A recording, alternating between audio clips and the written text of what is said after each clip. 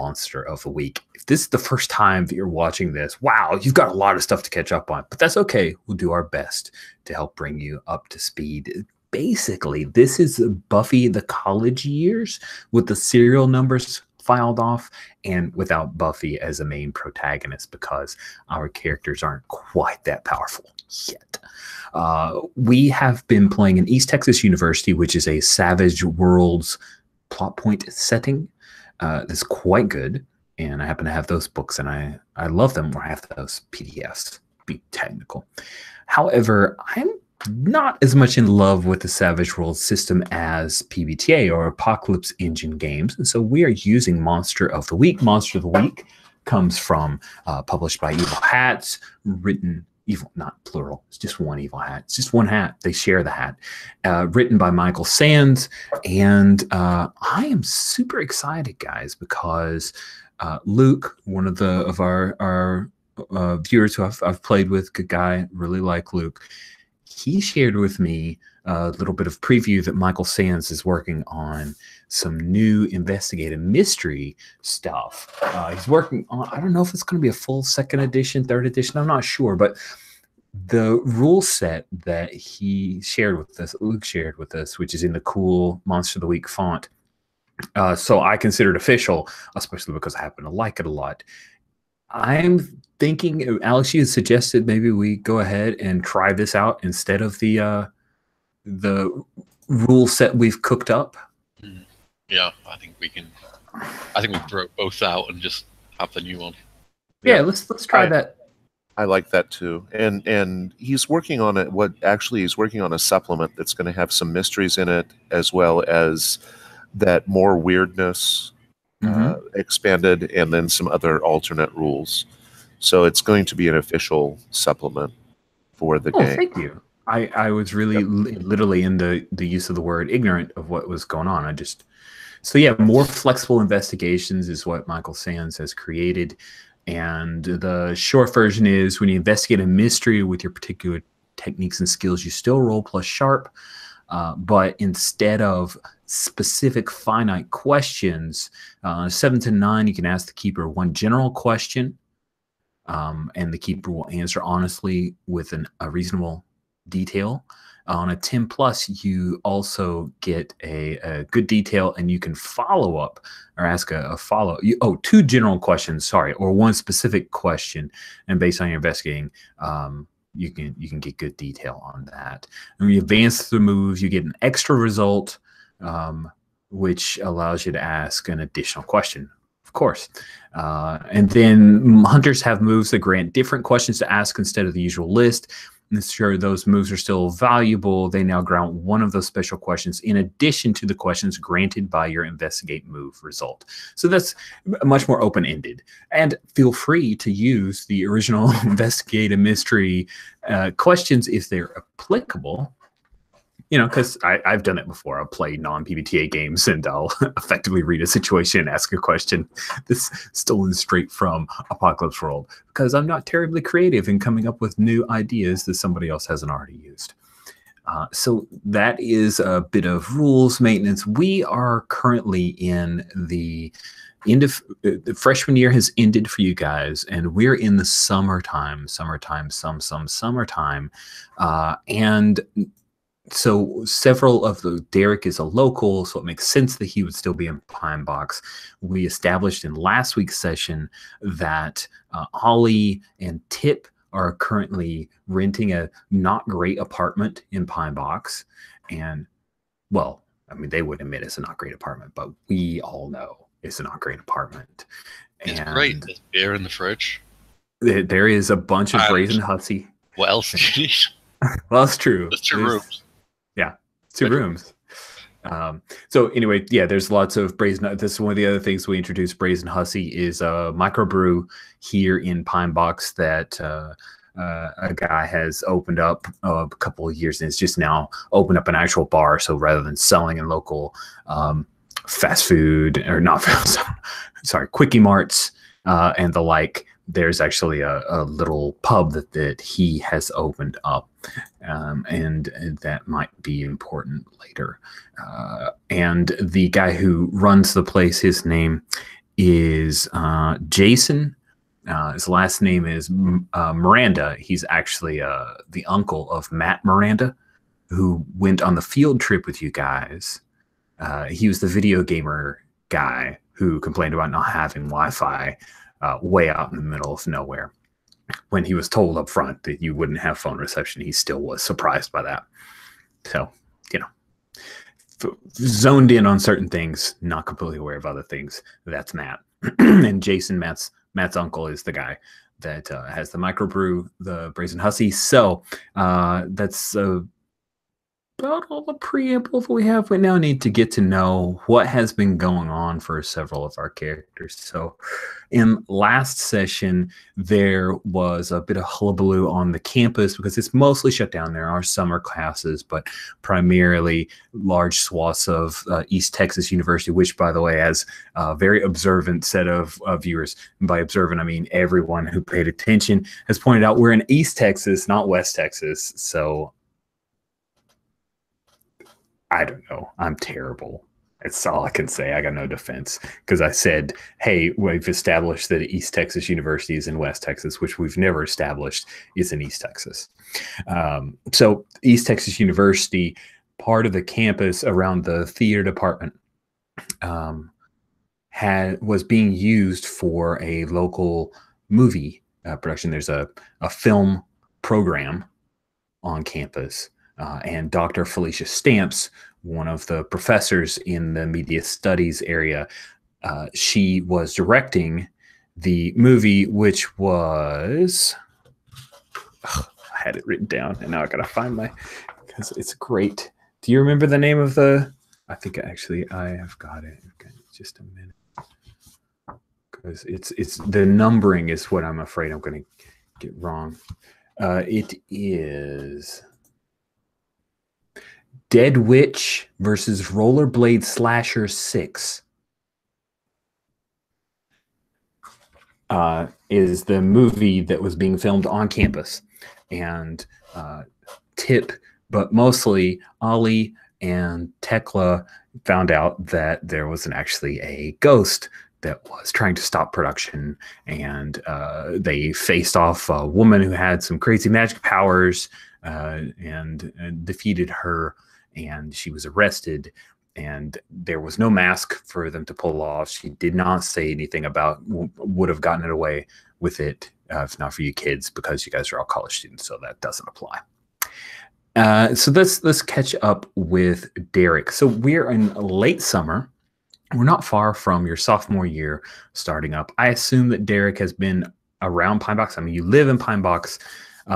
Also, freshman year is over, which means that you can elect to off-campus housing, or you can continue staying in the dorms, or you could, like your parents probably want, just go to college from home.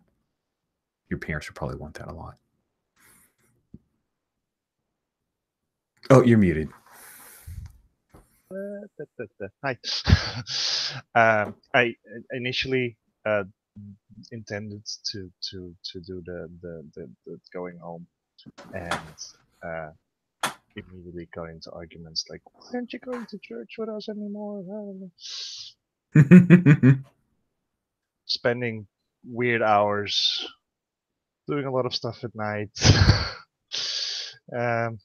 Yeah, getting into way too many arguments with my family, so I tried to probably stay away from home quite a lot. Oh, so you're you're not in the dorms. You're technically home, but it's a lot more like a hotel. Like yeah, you wake up and you immediately leave, and it's a hotel that happens to wash your clothes. Yeah, I've lived that experience for a brief period of my life. It's my parents still mad at me over it, so yeah, I can get that. Cool. So Tip is living with Ollie. How are things going between the two of you? Well, I watched last week's episode. I got the feeling that things are not going great. Probably a bit of clashing between cultures. Cultures. Nice. Nice. Cool. Do you ever spend the night with Tip? Oh yeah, I think so. I mean, Yeah. there's probably a lot of arguments that end up in a fight that end up in a makeup sex. Yeah, I think Tip's down for that. That seems a Tip-like kind of response. Perhaps she started fights with the hopes of that result. We're not sure. Yeah, I can imagine. Awesome. Good. Have you picked up a job over the summer? Yeah, probably a night job. Like looking at a Night job. Ooh, I like it. I like it. Very like cool. working at like a 24-hour store, or like a gas station or something. The man, you're missing an opportunity. You could be working for an undertaker. Just saying. Free food. Ugh. corpse parts not good. So that does bring up a question. How does your condition affect? Like, do you need the feed? Let's see, because I think there was a few things on the character sheets for the monsters, and I'll have to check.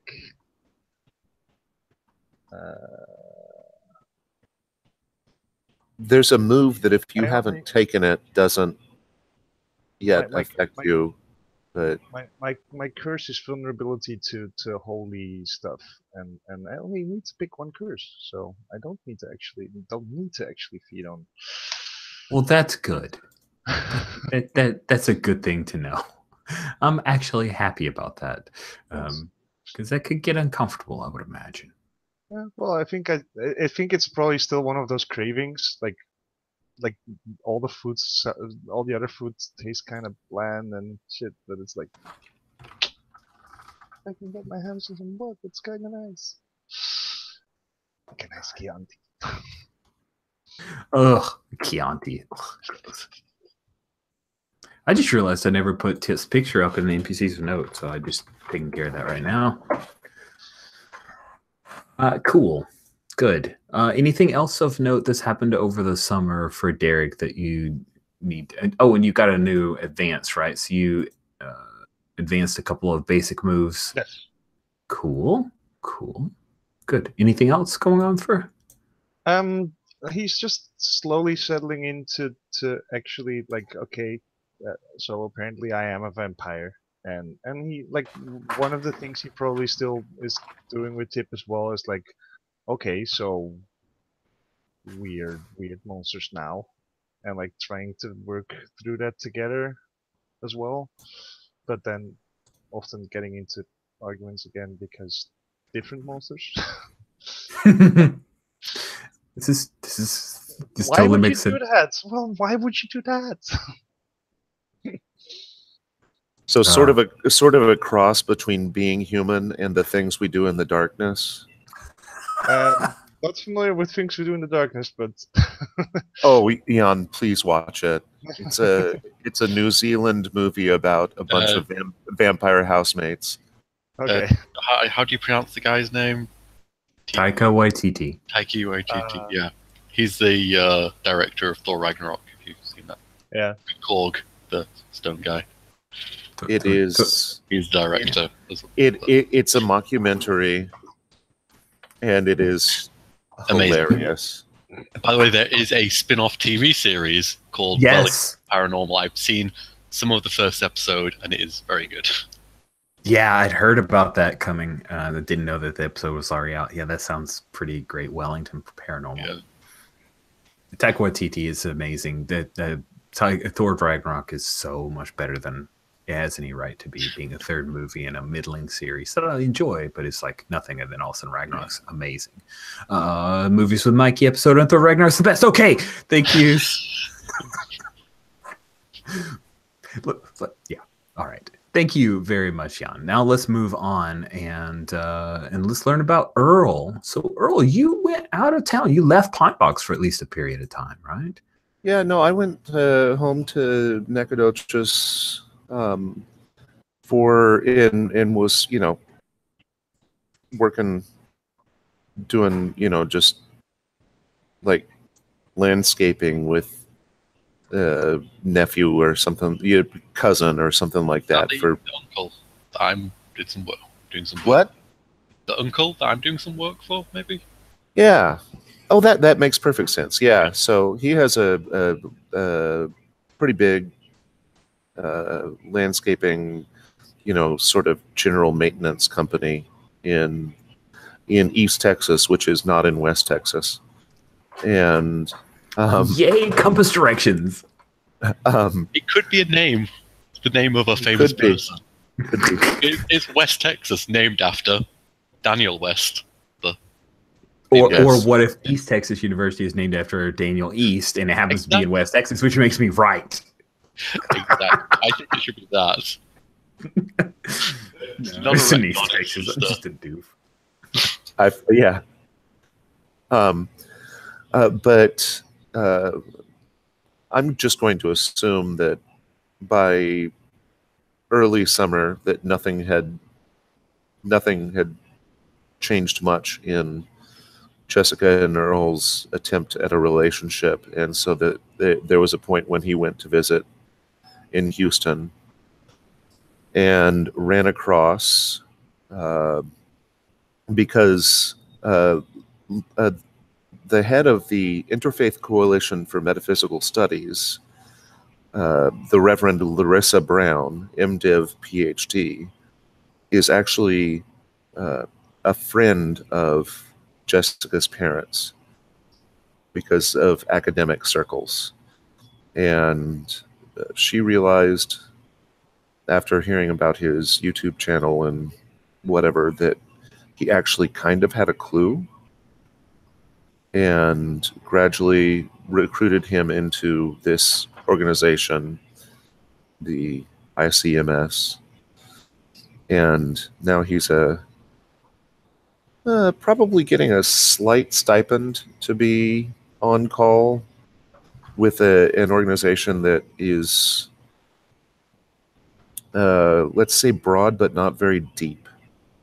This version of the agency. There are people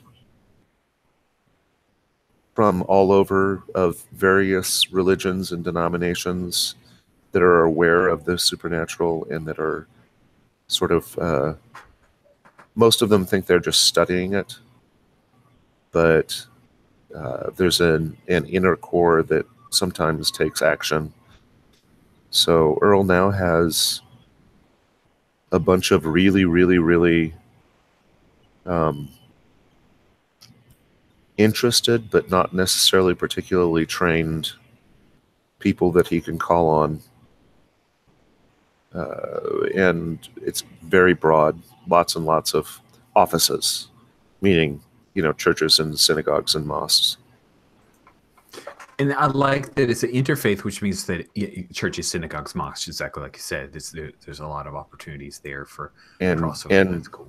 And Sikh temples and whatever. I don't know how many Sikh, or Hindu or Buddhist temples there are in East Texas, but in general, it's definitely interfaith.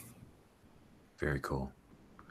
And then you've got so to be clear for those who don't know Monster of the Week, you switch playbooks to the professional. Yes. And the professional, you design the agency. That's your design. There's a little bit of, you talked about the resources, offices all over the place, support teams. And there's also some red tape. What is the red tape that you have to deal with? In flavor, in specific game terms, it's cryptic missions and budget cuts. I took budget cuts to reflect that it's not a super well funded, agency, right? Group. But cryptic missions means that, to me, that really probably only the Reverend Larissa Brown has the big picture. And so often what Earl may be asked to do is part of one jigsaw puzzle piece, and he may not have all the larger information. He may not have seen the cover of the box of the jigsaw puzzle. Cool. So yeah, or hey, I need you to go scribble the yellow sign on the door stoop of this guy with no explanation. Nice. With this work with the interfaith group, how do you envision Earl's life as the Snoop has changed? How is the YouTube channel? What do we see that's different that tells us that your focus has changed a bit? He's actually posting better edited. I mean, because he's got a year worth more skills and training from the college side, right? The quality of the channel has improved, but anyone that had been following from the beginning would realize that he's asking fewer questions. It's almost more kind of documentary. That it's more a cover at this point and less aspirational career. Okay. Cool. Good. Let's circle back around because Ollie, you bought a new thing with you've gotten the opportunity for another advancement. So let's work through that and then we'll jump in. Yeah, I think a lot of the stuff that's happened was covered in what happened in the last session, and I moved in with Tip. I think there's a kind of I wouldn't say a brother-sister relationship, there's some piss taking between each other, but they both have a similar sense of humor, so it's no matter how mean the things we say to each other are, they're taken with love and a punch in the shoulder. Yeah, I got a new advance. I took the Haven with 2 options. I took the workshop, so this is going to be the garage which I worked on the Requiem with, and made a play golem and other adventures. So I can, repair things, fix things up, build things based on however long Rich decides that takes. And I also have an armory which comes with a move, which is a roll plus weird on a 10+. I have exactly what I need. On a 7 to 9, I have the kind of bare minimum, almost that thing. It'll do the job. On a miss, I have the wrong thing. That's up to Rich what that means. Chances are it's a spoon, but yeah, we'll see. I took it from the spoon drawer. Damn it. Okay, so memory's a little fuzzy. Did we establish that workshop / garage is on campus or slightly off campus? I think we established it was on campus. I think it was just... That's what I thought. I just want to make sure. I may have padlocked it. Or I think there's some areas in it, like, a tool, one of those big tool chests that I've just padlocked. And so that has, the suspicious stuff is in there. Good call. That won't come back to bite you. That's a good call. It's just a padlock. It's fine. There is a significant, I would imagine, casualty and dropout rate at ETU, so... You're saying if I kill somebody to cover up? No, I'm just saying that it's likely that there are vacant spaces. Yeah. And I think I would, if I went in there and I had business to do, I would just tell the person, fuck off. Business to do. And then I'd get all the weapons out. Excellent. Do we have any start of session moves? I don't think we do, but I always like to check because you guys got a lot of moves. Nope. I do not. Ollie, none. Oh wow, this is amazing. Like, I just start the game. How does that go? The ladies will have the cool starting session moves. We don't have to do highlighting or anything. We just jump right in. Okay, so we start off. It's a little bit of a hard frame, guys. We start off. We're in a room that we haven't seen before. We can tell that because there is a poster on the wall. It's the X-Files poster. I want to believe. It's like it even says X-Files at the bottom corner. It is X-Files merchandise. And that's the first thing that we see. And we start to pan around. And we see over on a ramshackle table, looks like somebody got it in a tag sale or a yard sale. There are a couple of open pizza boxes. And there's only one slice, a garbage pizza, everything pizza slice that's sitting there. The rest, there's the grease stains, in the line of where the pizza was cut. And there is an empty 12-pack. Well, what would it be like? Was it a 12-pack of bottles? Or is it 10-pack? Anyway, it says empty. It says Brazen Hussy on the side, and there are a few empty bottles there on that table. And we hear a voice that we faintly recall, like acute viewers would recognize this voice, but we begin with him saying the voice is. We don't see who's talking. The camera's still kind of coming around the room, and the voice says, "The stairs end in a stark stone chamber deep beneath the earth. Archways in the center of each wall lead off into darkness. A swirling spiral pattern similar to those found in the entry chamber earlier decorates the walls, and a large stone sarcophagus dominates the room. Abstract battle scenes carved into the sarcophagus appear similar to the style of the figure on Red Horse Hill. Atop its lid is the stone figure of an armored man lying full length, his hands still clutching the pommel of a greatsword that extends all the way to his feet." And as this voiceover is going on, the camera pans across, and we see each of you sitting in front of character sheets, Dungeons and Dragons character sheets. There is a bowl of Cheetos and a bowl of Skittles, both half empty. More empties of Brazen Hussy around you. As we come around, the three of you are all seated shoulder to shoulder. You have obviously characters in front of you. We also see Ariel. Ariel is the girl from the field trip who almost became kind of sort of became a demon, and you guys saved her. She also was in the recently concluded, unfortunately, production shut down Dead Witch versus Dead Witch versus Rollerblade Slasher 6 movie that we found out about last week's game.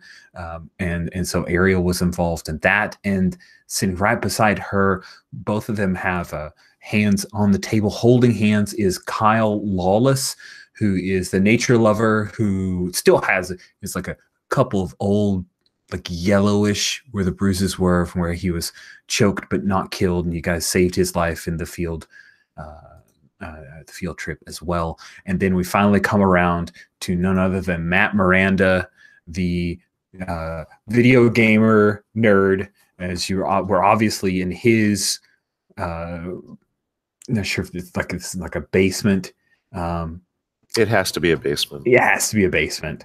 And we see other posters that are on the wall. I'm going to ask each of you guys to like detail posters that are on the wall of this ultimate gamer den here. Behind Matt is a pair of bookcases with just rows upon rows of various gaming books.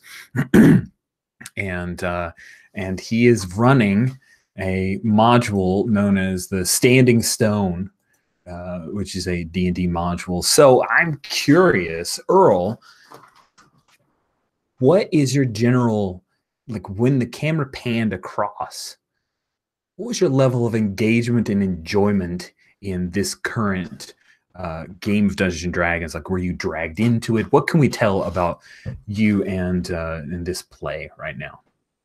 It depends. Is the soundtrack synthwave or is it something else? It is. It is. He is playing the Lady Hawk soundtrack in the background on a small radio. If the Lady Hawk soundtrack is on, then Earl is all down for it. I just had to have some motivation. Yeah, I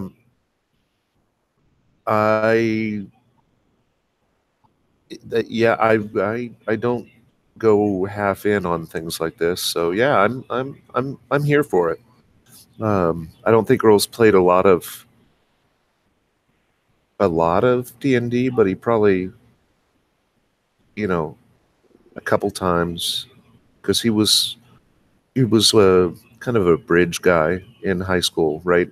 He wasn't necessarily one of the total in crowd, but he wasn't necessarily a complete outcast. He kind of bridged the gap, and so I think he's had some at least one or two of those Saturday 14-hour Nice. get killed twice in the Tomb of Horror, or 4 times in the Tomb of Horrors kinds of sessions. Yeah, the kind of game that your DM told you, oh, just erase your name and change a couple stats and you're right back in, kind of deal. Yeah, absolutely. Cool. And then just from the way that we shot this, there happened to be, a poster that's slightly off frame behind Earl on the wall. What is that piece of art or that poster from that shows a bit of Matt's commitment to worldwide nerdiness? Like, he runs the gamut. So you're asking me to paint the scene? Yeah, I am. What is a poster? Yeah, to paint the scene, to properly utilize this technique of Jason Cordova's. Please paint the scene for me. What is one item on the wall behind you that tells us about Matt's engagement with his nerdery, that maybe even says a little bit about, like, cleverly the director has placed in it, things says a bit about Earl? So I think that what it is a it's a framed, like, blown up magazine cover looking thing of Terminator 2 era Linda Hamilton. Not necessarily in her T2 costume, right? But a slightly cheesecake, but still that butch, lean, kind of I will stab you in the throat with a ballpoint pen looking kind of Linda Hamilton. Nice. I dig that quite a bit. So when we pan over, we see Derek. What is Derek's reaction to this whole Dungeons and Dragons thing? Were you drug into it? Is this a thing you've done before? What do we pick up from? So Derek used to be a pretty avid player, but right now you see him with his phone in his hand, and he's obviously sending a text message to Tip. Him Nice. having a girlfriend is having an impact on his focus on the game. Especially because, as we see from the text back, you're checking in with her. She got really ill earlier tonight, like threw up a bunch of times, said it must have been something she ate. Said, go on, you can play my dwarf. She would tell you, you can play my dwarf, it's no problem. And you're checking in, and she says, still, oh, what would she say? Yeah, she's crude enough to say something like, I'm still hugging the porcelain god, would be her response to how are you feeling. She was pretty rough, but she did not want you to be around. Good. And what do we see behind Derek on the wall? Oh, it's probably a poster of, like, Blade 2. Nice. Blade 2. Bladier. No, wait, that's not what it was called. Blade Harder. No, it wasn't even called that either. I think it was just called Blade 2. Yeah, well, it's just called Blade 2. Blade 2, which is a personal favorite. I really liked Blade 2. That was a good one. And if you like the Blade 2 movie, then you probably like Guillermo del Toro stuff, so you should be watching that FX series. Crap, what was that FX series? That's basically Blade 2 if Blade wasn't around to kill. Yeah, The Strain. The Strain. The Strain, which is if Blade 2 didn't have Blade, this is how bad it would get. That is The Strain. That is the whole series. Yep. Awesome. Thank you so much. And now we pan over to Ollie. What do we see with Ollie and his engagement in this? Is he into it? I think he's trying to give it a go. He's never played anything like this before. I think he's kind of got the paper in front of him kind of a bit scrunched up, and he's like looking at the stuff, and it makes, it's gibberish. It's just, I mean, what the hell does any of this mean? I think, and we're like 2 hours in. It's like, Nice. I'm gonna be, and behind me, I mean, before you said something that was actually connected to, it kind of hinting about the character, I was just going to say statue of Witchblade. Nice. But because you said about the character, I think it has to be like, I don't know, Frank Miller Batman sculpt. Ooh. Design, the Frank Miller design Batman sculpt, maybe the grizzly old one, bloody. It's like, Oh yeah, where he's like the gray and it's got that bat. yeah, That like looks like you could just. gorilla in a Batman suit. Yeah, he does. That's nice. That's nice. Yeah. Cool.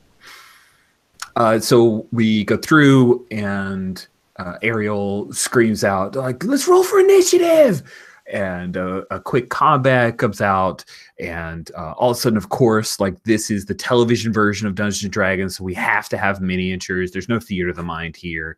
So you guys all drag miniatures out, and in this bottom of the Sunless Citadel where the sarcophagus is, you start fighting you're in Sathnar's tomb, and inside here you end up fighting Sathnar the warlord, who's attended by several wights, which I imagine Ollie needs that explained to him. So Why does it have to be about color? Why does it always have to be about color? Matt's face completely falls, and he has no idea how to react to that for a few minutes, or like a few moments. And Kyle will. It's an undead term. Is WIGHTS, which shows that he evidently at least knows what that is. And so you guys, Kyle being trying to make sure that things stay peaceful. As is his wont. I look across and I would say, dude, it's cool. I was just making a joke. And Matt just breathes. Oh, God. I'm sorry, man. I'm sorry. And so then, yeah, he whips out the undead creatures, which he refuses to call white for the rest of the encounter. And so I'm going to ask. I got no problem killing some whites. Ariel starts like giggle snorting at this whole thing because this is hilarious to her, and she's been drinking a lot of Brazen Hussy and very close to Kyle. She seems to know kind of what's going on. She's definitely got more clues than Ollie, and she tries to help you out, but often explains things mostly right, but kind of wrong, especially anything that's math related. She's really into voicing her character, though. She actually has a hood that she like flips over occasionally. She's playing a rogue because calling him a thief is just a little, it's a little typecasting. So I'm curious. I'll ask Derek. So you guys against Sathnar the warlord, who has 52 hit points, and the two undead attendants that he has, which both have 26 hit points. It's a pretty rough fight for you guys. Which character dies in this fight that will bring the module near to a close? Oh wow, which character dies? Yeah, man. This is hardcore. Matt is crazy like this. He does not even, he has a screen, he rolls in the middle of the table because let the dice fall where they may. Wow, that's a lot of pressure. I think it's gonna. I mean, I'm just gonna be selfish here. It's gonna be my character, the ranger. Okay. If the ranger dies, yeah, you are you're drained by one of the undead attendants. Yep. And dragged to the afterlife. And Matt seems to have a little bit of glee because he rolled a d12 and he actually rolled an 11. Which I literally just I'm just muttering under my breath like typecasting. Matt's clueless. I know. So Ollie, who is it that gets the final blow and defeats Saithnar the warlord, the undead master that runs the Sunless Citadel? I think Ariel. Nice. Yeah, she got scared for a moment because she tried to backstab it, thinking that, oh, I'll do tons of damage. But then Matt cleverly pointed out that undead cannot be backstabbed because they have life sense, and so she isn't able to double her damage. And the poison on her blades doesn't even work. But then she rolls a 6 on her d6 damage, and it's just enough to push him over the edge, and he falls to the ground. The two undead attendants dissipate, taking the poor ranger's soul off to the nether regions, and then Ariel snickers at that, and Matt corrects to say the undead plane. And he says, that's it. That's the Sunless Citadel. And he starts handing out experience points. He's like rattling off all these numbers. Like he lists out all the things you guys did because he has a detailed little like index card worth of notes of all the things that you guys did. And so he's like 750 for talking to the guy in there. And okay, 500 XP for you, Earl. I mean, not Earl, sorry, for your dwarf. And then it's just like kind of rattles off all the XP. What's Ollie doing? Do you actually, everyone else is, pencils up. Like, yeah, I'm like looking around at other people filling in this shit, and I'm like, yeah, knock yourself out, and I just throw the I just kind of like not throw, but slide over the papers to Matt, and I go beer, and head to some of the leftover beers. Yeah. Ariel will look up. Yeah, got one for me, and she checks in with Kyle. He's like, I'm fine. And he says, I'm fine. I've got to drive later. And Matt says, yeah, you guys drink up. It's good stuff. Brazen. But yeah, was it good? Did you guys have a good time? Derek, you seem distracted. I'm fine. Okay. Earl, sorry about the thing. Dude, relax. Hey, Ollie, while you're up, beer me too, please. Heads up. Incoming. I don't do that to Ariel.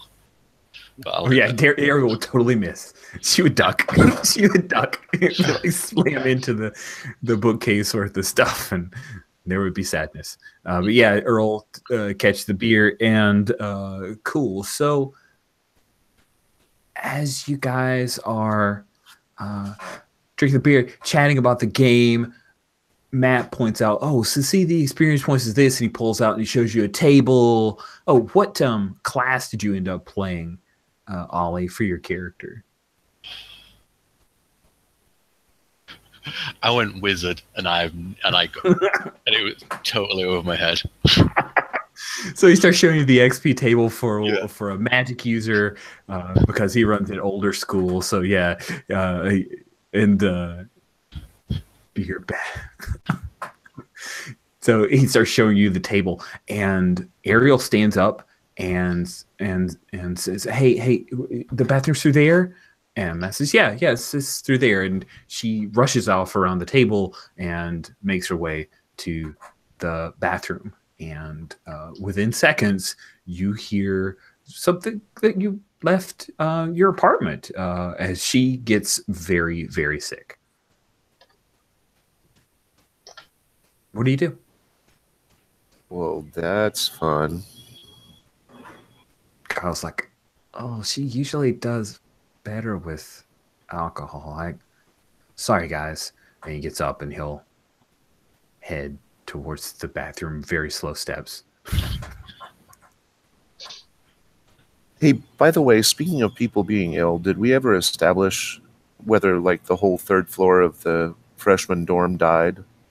Oh, great question.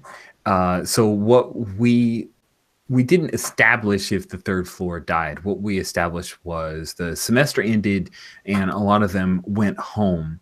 But as far as you know, no one died on the third floor. Okay, just wanted to make sure. Good question. There was an illness theme that brought that to mind. There was, and yeah. So what you have heard over the intervening, like, well, specifically, Derek, you would be aware of this, that Joey isn't returning. Like he's really sick. He hasn't recovered. He's still sick right now. They checked him into a hospital for a while. He's working. Well, they brought him home. Mm-hmm. He's not comatose, but he's bedridden. So, yeah, but there's that. Kyle goes into the bathroom to check on his girlfriend, and Matt says, "Oh man, do you think the beer went bad? Beer doesn't go bad, does it?" No, man, it's probably like stomach flu. Tip's also sick. This pizza. You guys shouldn't have got the mushrooms, right? Or I shouldn't have got the mushrooms. That's my fault. It's my fault. I'm sorry. Totally your bad. Okay. Cool. So, Ollie, did you have a good time? You wanna come back? You can keep the wizard, or make another character. Yeah. I liked it, but what did the numbers mean? Oh, so those are your attributes, and that's your hit points, and those are your saves, and this is your level, and here's your experience points. And AC. Right. What does all that mean? That's your to hit. This is how you do stuff. Everything is statistical, like stats. You have stats, so you roll a d20, and then that's how you figure out if you did the thing you want to do. A lot of stuff, and then sometimes you don't roll a d20. You'll roll some other dice like percentile. So I just roll the 6-sided dice. I get 6 and I kill the thing? If you roll more than its hit point score, yeah, if you hit it, and pretty much exactly that, but a little different. It's good. It's good stuff. I'm glad to have you here. And you'll have beer again? Yeah. Sure. Yeah. Cool. Maybe cheaper beer because craft beer is expensive, but that's okay. Well, yeah. So thank you guys for coming out. This was really awesome. I'm really glad that you guys gave it a shot. We should do it again. Sure. We're open to character now. Yeah. Oh yeah. We could roll you up a new character. You could play. I mean, I know this is like second ed, but if we wanted to mix in some other edition stuff, could play a tiefling. We could work it out, man. It's flex. I'm flexible. Sure. We'll have a look at it. Good stuff. All right. Well, good. Well, hey, I'm in an Overwatch tournament in like 15 minutes. So I'm gonna go play. You guys are welcome to hang out. You can watch me play whatever you want. There's no beers We'll left. finish our beers at least. Yeah. Cool. Okay. All right. Awesome. So yeah, this is I got my PS4 is hooked up to like a projector, so like the whole wall. You got to take. I got to pull down the screen, but he goes over and he pulls down like this big long screen and sets up his little projection thing, which means he has to turn off the lights, and so it immediately gets dim, and you hear Ariel still sick. and he starts playing Overwatch. What do you do? So, Toby's not around at the moment. My place stinks. You can thank his girlfriend for that. We going somewhere? Well, maybe. Look, maybe she shouldn't bring home her table scraps. Time. Oh, snap! Wow. Oh, that thing in the fridge. I think that's a kebab. Yeah, I think it's just been there for a while. I think. I don't know, man. She has some weird appetite sometimes. Well, all right. So I'm imagining that Earl didn't get completely wasted because he probably drove in the Camaro. So Requiem? no, the Camaro. Oh. Remember, because he said he has both the Requiem and he inherited the Camaro that one of his uncles and he put together. Or fixed up, because I took the driver move at some point, and that gave an extra car. So It's nice. It's nice. I had forgotten that. Thank you for reminding me. I remember you taking the driver move. I've forgotten that it came with a Camaro. Like you say, mentioning it reminded, like I remember now, but yes. Okay. Go. So, I mean, we can go somewhere. It's late summer, so it's probably hot. We could go down by the infamous lake and not get eaten by underwater plants. Or we could take some gear, kill the underwater plants. We could do that. I'm up for whatever. We got wheels. We're young. We're indestructible. I'm not sure about that, actually. I haven't tried everything yet. I was speaking just in the sense of being young and feeling indestructible. Not actually believing that to be true. So Earl kind of looks at Ollie. I'm down for anything, whatever. Then I think it's time I showed you the Batcave. Batcave. Awesome. Okay. Do you have a cut to the? Oh yeah. So walking to the rattled that garage. I was ready for it. Yeah, so like walking to the garage, there's the Requiem is parked with, and the rest of the garage just looks like a normal garage.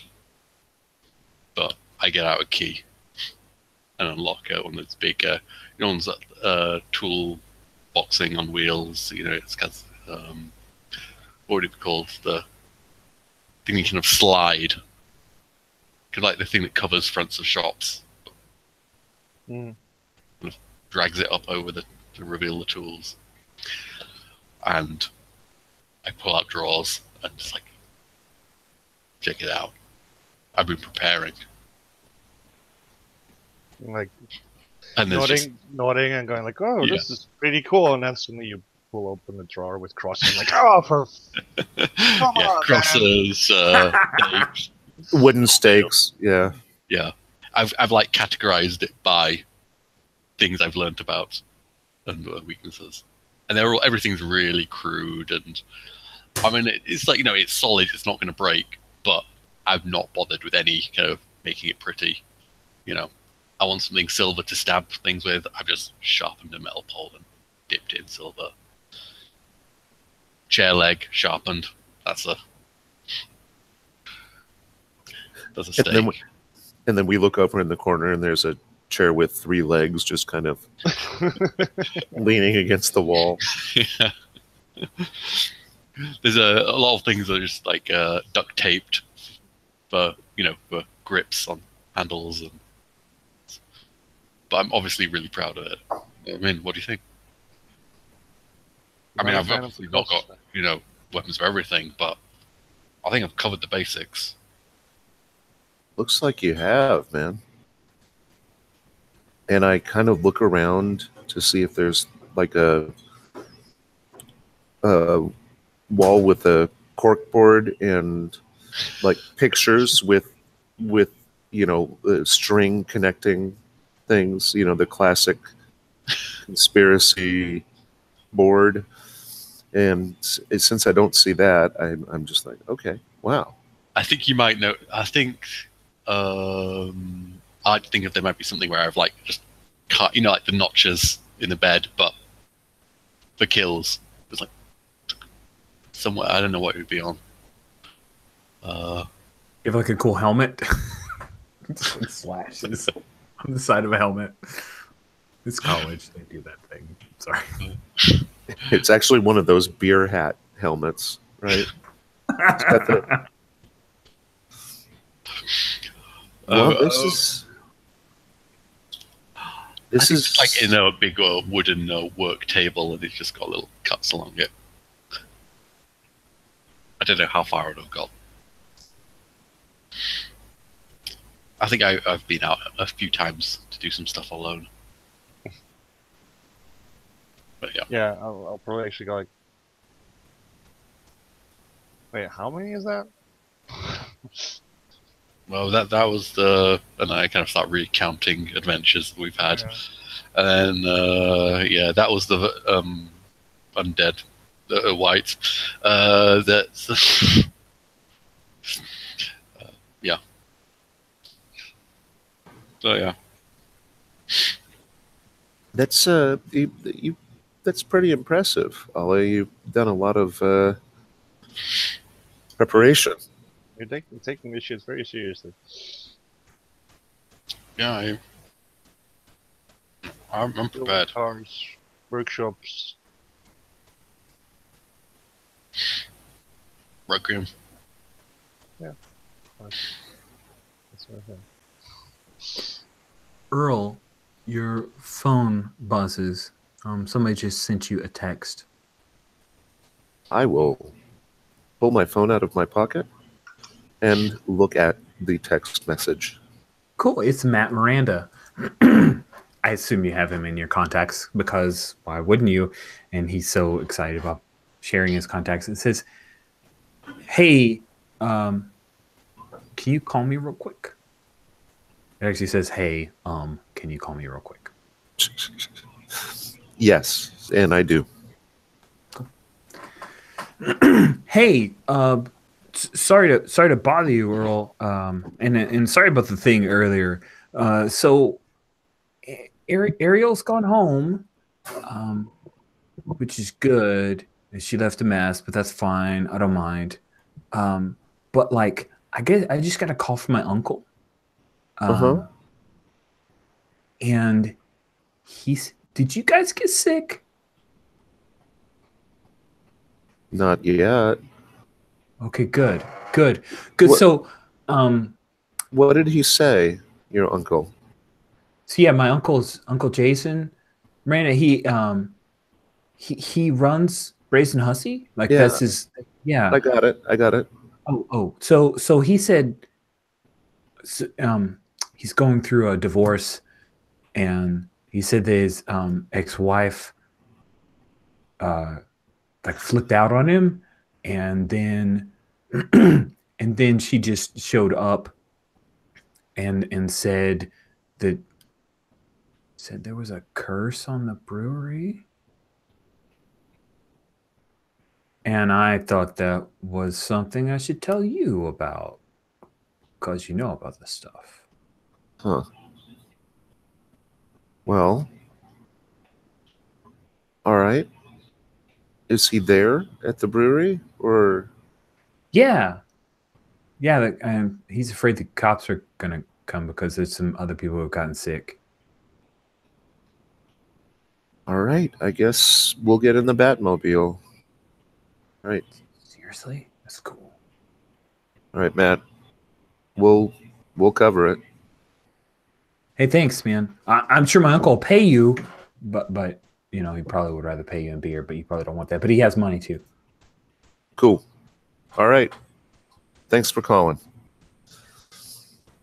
And I will hang up and actually look at my two compatriots and say, the beer may be cursed. I think this is a thing that as college-age males, we should take very seriously. Wait. Does that mean we're gonna be cursed? What? Are we gonna be cursed then? Well, hopefully not. I mean, I feel fine. Yeah, but, you know. It might not even affect me, to be fair. It doesn't affect you at all. I don't know. Like I said, Anyway. I haven't tried all the shit yet. Anyway, I think we should hop into the Batmobile and head over to... Not getting in the Batmobile. It's been decrossed, all right? Okay. Get in the fucking car. I'll drive. Jesus Christ. Oh, does that hurt? Does that hurt? I think Ollie definitely starts reaching for the driver's side. And I will let Ollie have the driver's side. Oh, Shotgun. I think I'll only attempt to take charge when it's when it seems like we might get into a chase or something like that. Hang on one second. You can't drive. just by the way, with the whole shotgun thing, I imagine there's like just enough for 3 people in the front to squeeze in, and then there's like kind of a weird, awkward bit where you have to scrunch up your legs if you're going to go behind, you know, the driver in the front seats. The rest is all just taken up with stuff. This is such a low rent. It's okay. Well, it's and there's a I weird would- rattle that the front passenger seat has, where it doesn't feel quite connected. Like something's not clicked into place completely. I mean, it hasn't fallen out yet, though. So, all right. So yeah, this is definitely now Ollie's car. You can have it whenever you ask to borrow it. Ollie, can I borrow my car that you've turned into a death trap? But yeah, so I'll hop in wherever. I will definitely let Ollie drive. I'm not going to make an issue. Cool. So we'll pick up with you guys like a quick da-da-da-da, and you're pulling up outside the brewery, and it's actually called Brazen Hussy because Jason's really into that name. Brazen Hussy. In my mind, by the way, there's like a neon sign version of the truck flap naked lady silhouette as part of the sign. Totally the thing. Yes. They added some just noticeable difference to it so that they could get away with not worrying about that silhouette and copyright or something like that. Yep. So. Yep. Nice. Yeah, he found online. He found some stock art that he could use that looked just like it. And yeah. So you come into the Brazen Hussy, and you actually, as you guys drive up to the Brazen Hussy, you see that there are a few people who are here, like their cars parked outside. It's a microbrew with like a small pub on the front facing. Up the back half is the brewery itself. You come inside, and I would imagine that the you guys would know Jason. If not, he looks a lot like his nephew. He's in his late 40s, pushing 50, and has a dark hair and similar complexion, has the same nose as Matt. And you see there are some people who are here. They're eating a little bit of food, but nobody seems to be having any problems quite yet. So what do you do? I don't know. What do we do, guys? I guess head up to Jason and tell him we talked to Matt. Sure. Yeah, I think Ollie hangs back slightly and is like looking at some of these people hanging around. If anyone looks, suspicious. Oh, interesting. Why don't you engage in one of our moves here? So, sounds like you are. Should I take the new, or is this a read a bad situation? No. Yeah, I think you're investigating. Let's go with the new investigating move. Okay. I've dropped that in the custom moves. If you needed to look at it, it starts around 83. Yeah, I got a straight roll for this. I'm gonna roll. A 9. 9, awesome. So you get a question. Can we help? Yes, why not? Let's see.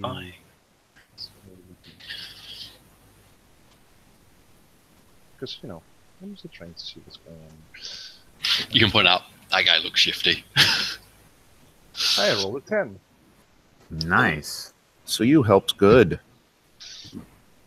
That is that's all you need. You now have a 10 plus from that help. So you get to ask the keeper 2 general questions or 1 specific question.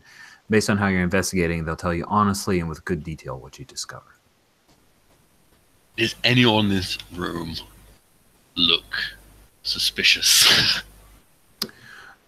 So nobody in the pub looks suspicious. However, you do pick up that there's one person who is sitting there with their white-knuckled grip on the edge of the table, and they're staring off into space. There's something they look as if they're really scared of something, but you have no idea what they're looking at. I mean, I'm assuming Earl's going into doing the whole, talking to people. So I think I would come close to Derek. Take his car, you make him talk to people. Oh, you're so put upon, Earl. So I kind of lean in towards Derek and kind of just nudge him and just gesture slightly towards that guy with the the white knuckles looking off in the distance. Raise an eyebrow, cock my head a bit. I just raise my eyebrows. Oh, look. Yeah. Just have this little silent conversation of, look at him, he's suspicious. So I'll saunter over there a bit. Yeah. Have a closer look at him. Cool. So he appears to be in his 30s. Looks like a worker. You'd recognize him. He's a local. You've seen him out at the lumber yards, and it seems to be staring off into space. You get close to the point where you're kind of in his peripheral vision. He should take note of you, and he doesn't. He's still just staring off into nowhere. I'll probably literally just go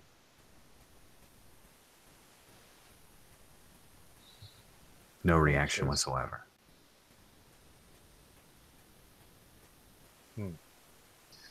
I'll just take the seat in front, across from him. Cool. When you scoot the chair a little bit to take the seat, he jerks. What? Who's there? Right here, buddy. And he tilts his head. Sorry. You've seen this guy working out in the lumber yard before. And he didn't seem blind, but right now he's looking at you, he's looking right through you, and there's no focus at all. You hear me, buddy? Yeah, I can hear you. Okay. You don't see me. No, I can't say I do. What do you see?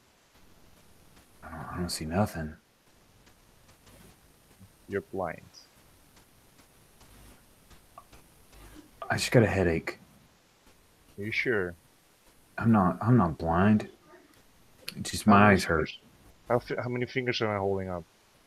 Like, 4. no, sorry, man.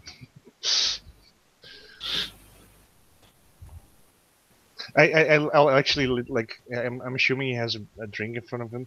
Yeah. I'll actually like grab his glass, sniff it. That's beer. So you're not worried about this at all. I don't understand what you mean. Blindness. Suddenly, I'll be fine. I just need a nap. Just gonna finish up my beer. I'll be all right. Need help? I still keep the beard on my side of the table and just for him to start grabbing into Reaching nothingness. and tapping the table. What are you Take looking my for, beer, man? son. Take my beer. It's right over here, man. Hey, can you call me an Uber? Get me home. You sure you don't want to go see a doctor? He pulls out his phone. There's his button. The Uber button. Just call it. It's like, you don't have to call nobody. It's Uber. You sound young. You know what I'm talking about. Yeah. Pinebox has one Uber driver. I'm pretty sure you want to go see a doctor about this, man. It's late. They charge extra. I'll be fine in the morning. Just got too drunk. You can tell me what's going on. This is not normal. It sounds like you are trying to Yes. manipulate this guy to give you a little bit of info. But we are going to take a break. Okay. Someone's asked about the BIOS. We're going to take a 5-minute. It's 40 after, so 45 after, we'll meet back and we'll do that roll and see how that goes. Okay? All right. See you guys in a few. Yep.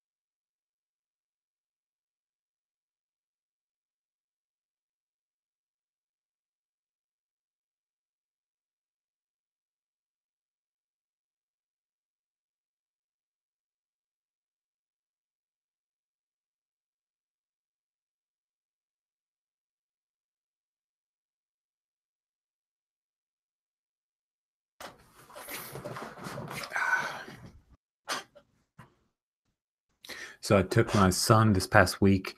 There's been every month a different Studio Ghibli movie has been shown at our, like, it's a United States doing it, like different movie houses are showing Studio Ghibli movies, and this month was Princess Mononoke, and I have seen it. We got it on DVD. We later got it on Blu-ray. But I was surprised because I thought I'd shown it to my son. He's 12, and he hadn't seen it. So the movie's about to start, and he said, "So, Dad, what's this movie about?" Because he's seen Ponyo, and he's seen Kiki's Delivery Service. So he's used to much more gentle. Yeah, Hayao Princess Miyazaki Mononoke movies. is a bit dark. Yeah, and I said, "It's okay, buddy. You're gonna like it. It'll be fine." And he did. He really liked it. He also likes darker stuff. Okay, but yeah, it was quite a shock when he came in expecting, "Oh, this is the guys that do Ponyo and Kiki's Delivery Service. And did that guy's head just pop off because of an arrow?" Yep. Yes, it did. Oh, Your mic is up, you pulled Alex. Alex. Dang it. So Yeah. close. Yeah, you pulled an Alex. Paul, the question's been posed, and I pose it to you. What is the name of the single Uber driver in Pine Box, Texas? We'd all know it, wouldn't we? Yeah, Yeah. everybody would know. I think he is also named Earl. Do you guys call him Uber Earl just to keep things Yes. straight? Absolutely.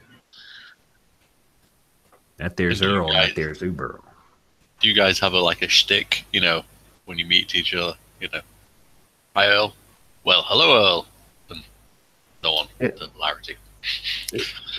Sadly, we do. I groan every time you do. I'm not proud, but yes, every single time. Excellent. He is still All right. amused. He is still amused by it. Oh God, You you've go got past amusement, but you haven't Yeah. rolled back around to where it's like it's fine. You're in that. It slightly annoys me, but I have to keep doing it because he does it thing, and then you have to do the polite nod of the app. Yep, still the thing we do. Yeah, been there. I lived that. I took the liberty of already rolling my dice. Okay, how have you rolled? Oh, that looks I like a 3 and a 1. Yes. Luckily, I have a charm of 3, so hey, a 7. Jeez, that's insane. Oh my goodness, a charm of 3. So much charm. Okay, cool. So with a 7, for a normal person on a 7 to 9, they'll do it, but only if you do something for them right now to show that you mean it. If you ask too much, they'll tell you what, if anything, it would take for them to do it. Now, again, Is this the Remind mental domination? Is this manipulating going on? No, Mental. it's a normal manipulation because for mental domination, he would have to be able to stare into my eyes, and he can't see me.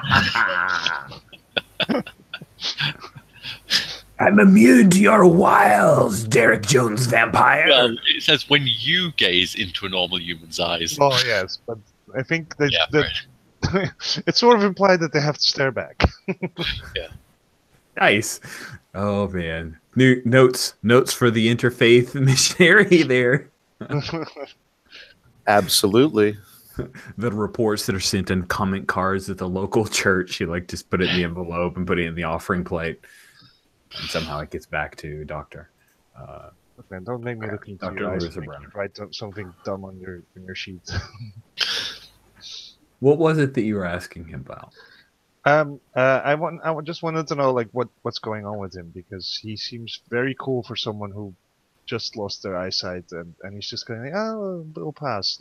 That's Cool. So yeah, you break through that little bit of drunken bravado, and he looks at you, and that mask of no, it's fine, it slips, and he says, "Buddy, I mean, I've been real drunk before. I just figure it's got to be like that. I never lost my eyesight, but sometimes it'll get fuzzy. I'll be okay, but I gotta be okay. Yeah. Okay. You know what? So let me call you that Uber, and as destination, I'll put in the GP. Okay. All right, but shit, I don't have insurance. Well, you don't want to be blind, right? No, I can't work fine. Can't see. Get it checked out. You don't seem that drunk. Okay. So you call Uber Earl, who will be on his way. Uber Earl is in a Suburban, a white Chevy Suburban. You see it on the little app. He's slowly coming this way. Let's cut back to Earl because you were walking up to talk to Jason Mendoza. Jason. Is that Not right? Mendoza. Not Mendoza. I have lost my mind. Hold on. Miranda. Miranda. Yeah, like Miranda rights. Why did I say Mendoza? Jason Miranda. Yeah. Yeah. Hey, Jason. Hey. Can I talk to you for a minute? I got a call from your nephew, Matt. Oh, And you're one of his buddies that. Okay, yeah, good. Come on back, and right. he will direct you back. If you guys want to join, that's like we can just kind of whoop, and you're in his office. Is that good? Are we good with that quick card frame to put you guys all three in the same? Yes. I'm speaking for everyone. I Yes. love it. Thank you. So talk to me, Jason. Tell me what's going on. So we're in his back office. You can see that while the front of this place, which was a struggling brewery that he bought out a number of years ago and brought out Brazen Hussy. And it looks like the office is in still the wood paneling on the walls. You can see the shadow, kind of the silhouettes of where pictures used to be. And there's a faded color for the wood paneling that's different. And then there's this large desk that looks like it was born here. It's just too big to make it through the doorway. And he sits on that. There's a couch and a few chairs, and you guys are all seated around. And you notice that he is not drinking his alcohol right now. He says, so my wife, Jaina, and I used to be married. We've been going through a pretty rough divorce. And I mean, I almost lost the whole brewery to her in the settlement, and she's still been pretty mad about the fact that she didn't get it. And I think she just wanted to hurt me. And then, see, she thinks that I cheated on her, but I didn't. It doesn't matter. She didn't get Brazen Hussy out from under me, and past that, she won't listen. So then all of a sudden I get reports of people getting sick. And I make Brazen Hussy. I know quality ingredients. So I just figured it was a run of bad luck. And earlier tonight she came in and told me I was going to have to pay her $100,000. Or this would get worse. It said there was a curse put on this place. Did she say who put the curse on, or what kind of curse it was? She said it was a curse. She didn't say who did it. Jaina's a little wild. I used to like that about her. I figured she'd maybe she's doped the beer. So I don't know, man. You don't think she really cursed it? 'Cause she doesn't do that kind of stuff. She's not like. I mean, sure, she's gotten her palm read, but that was just for fun. It's not real. So, Jason, Yeah. let me get this straight. You know or believe that your beer is making people sick, and you're still open and serving? Yeah, seems like a bit of a dick move. You got a blind dude out there. What? One of your customers. Can't see. Send them off. To Louis ain't blind. He just gets really drunk. Okay, I'll shut her down. Here, I'll tell you what. 3 of you guys. We can go talk to her. I got it. I'll take care of my brewery. You figure out what's happened to my beer. I'll pay you guys $1,000.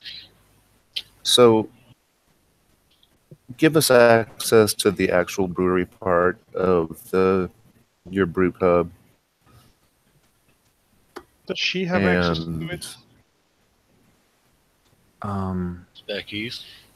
No, it's locked down pretty good. I mean, it's Pine Box, so it's not like it's locked up like Fort Knox or anything. But yeah, sure, you guys want to come back and see the brewery? I'm pretty proud of it. Sure. Give us a tour. And And who's the palm reader? Fortune teller. Maria. She's not here in Pine Box though. She's in Cavalis. So you would know Derek. You know Cavalis. So Cavalis is just outside of town. Okay. It's a real small, got incredibly even smaller place just outside of town that actually was just trying to slowly bounce its way back from being a ghost town. Like it just had been abandoned for a few decades, and some developers have come in and started to rebuild there.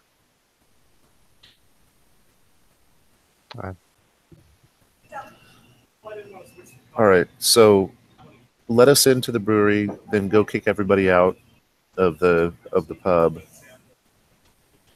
All right.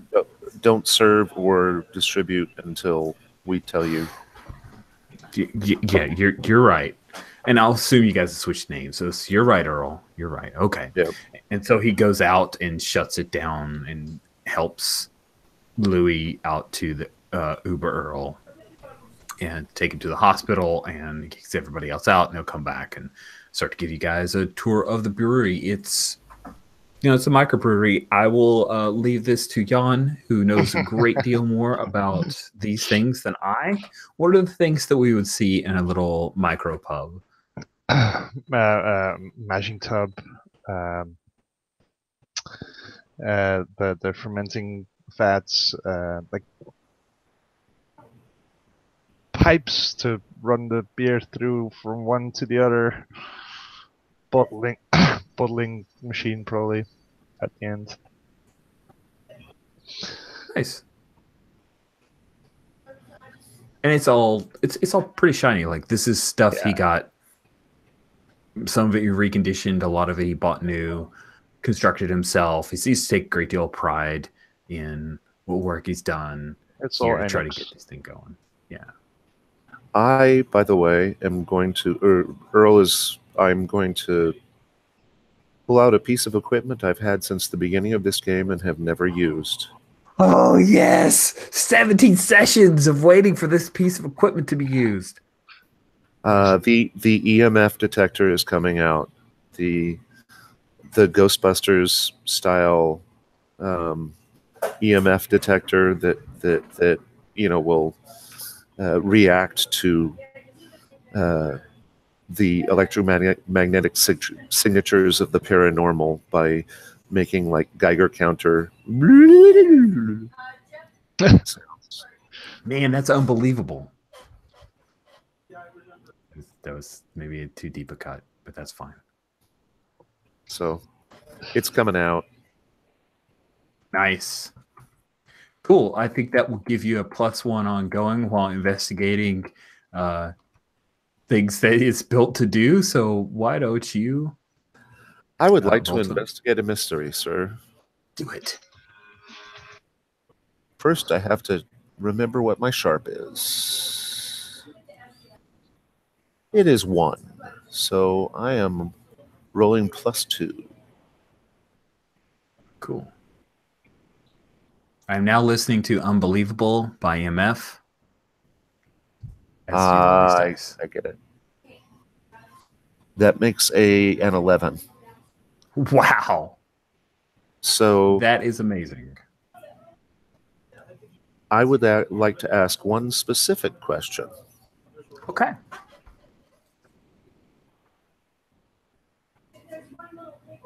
Earl is at the point where he tends to just assume that when someone says a brewery is cursed, he tends to just assume that it is.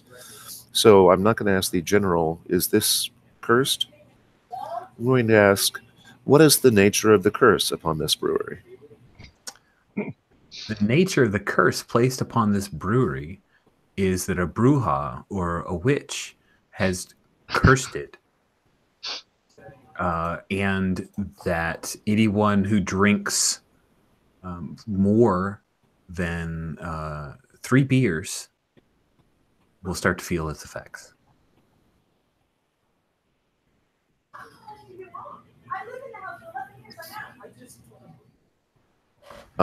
Sorry, Jan and I both had to do the same thing. Yes, the name of this is the brouhaha. Yes. Okay, so we've got to figure out how to. Hey, listen, I'm not going to run Redneck Romancer, even though everyone loves that part of East Texas just because. So just deal with brouhaha. It's summertime. I like it. So I'm gonna,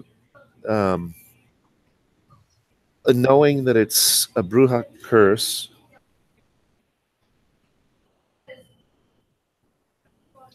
I will. I'll tell Jason. Yes, there's definitely a curse, unless Jaylee, is that the ex-wife's name? I'll stick it in the NPCs, Jaina. Unless Jaina has picked up some skills from an abuela somewhere. She didn't do it herself, so I think maybe we need to go visit this Maria and see how we can reverse the curse.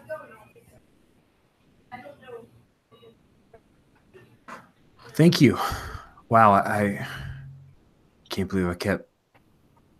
Okay, I'm sorry. You guys appreciate it. This is good.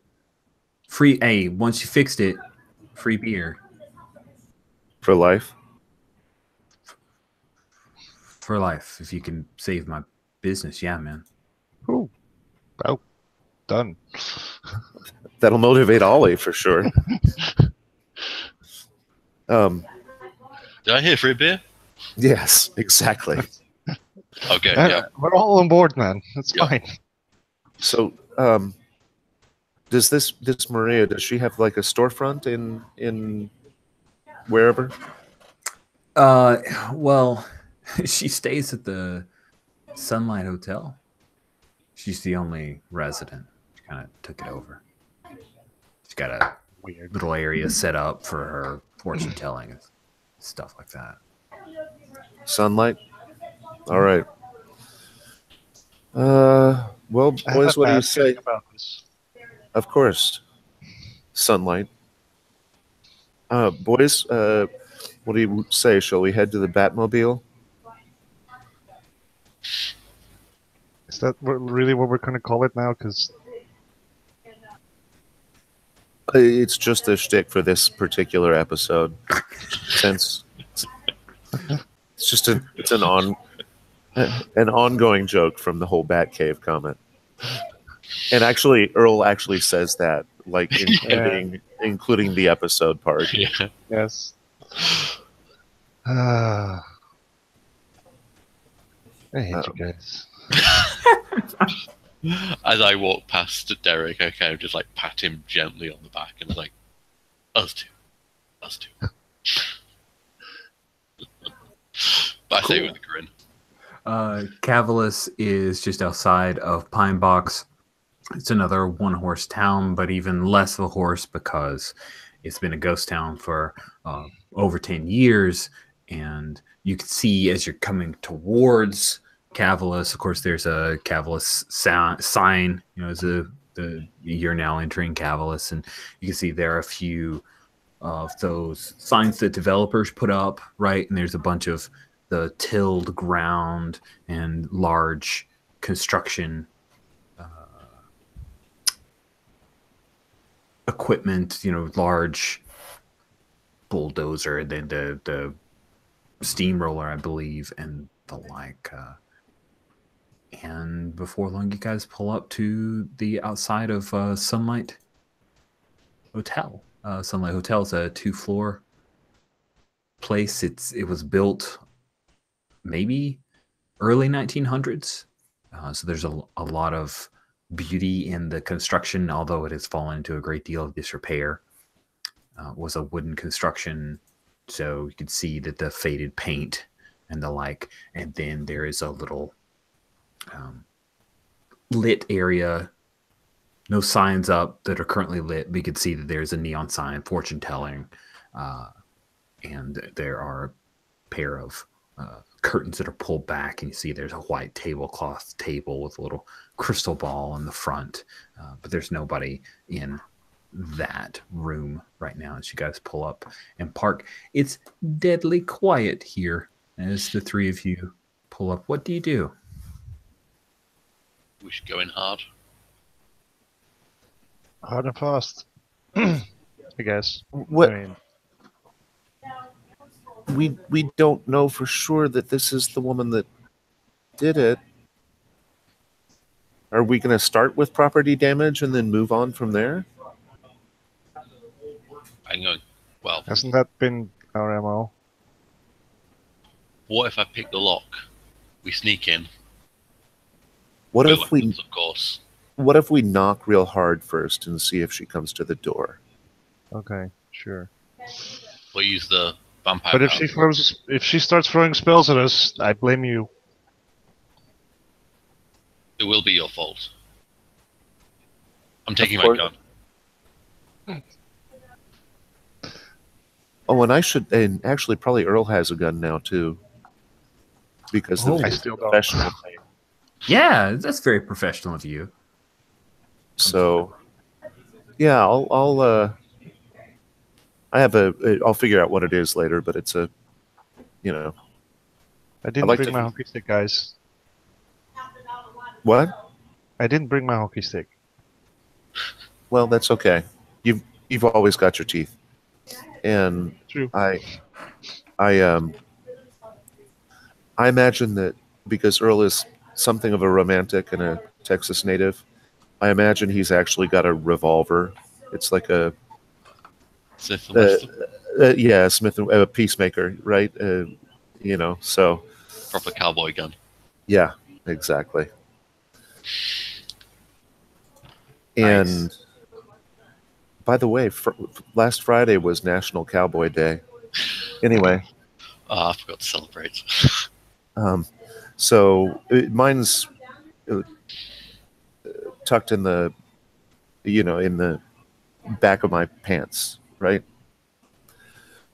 Because that's just the way they do it in the movies. And Real I professional. I knock on the door firmly, so it's a loud knock. Cool. So as you come up closer, you see that there is a white door. It's got a cutout So you can look in. You see a counter to the right. It's looks to be in a bit of disrepair. Perhaps this Sunlight Motel, before she took up residence, that some people kind of come through and stripped out some of the appliances and the like. You can see that the lacquer on the countertop is pared back. Knock firmly on the door after a few minutes of waiting. Not a few minutes, but just like a few minutes. You see a light come on in the hallway, and then you see a woman start walking towards you. She actually looks, she looks about your age. Here, let me show you a picture of what this woman looks like.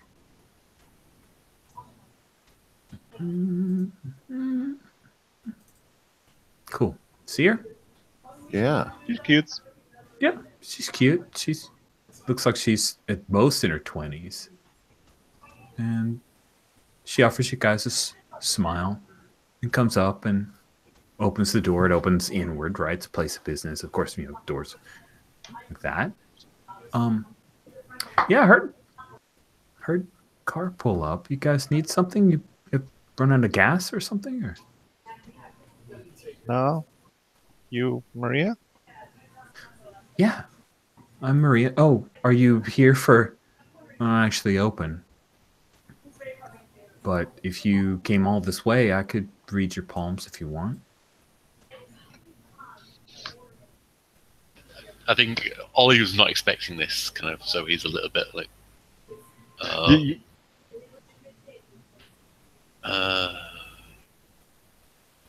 Derek is actually like considering it. It's like, oh.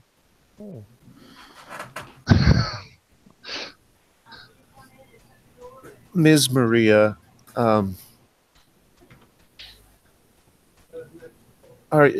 do you know Jaina Miranda?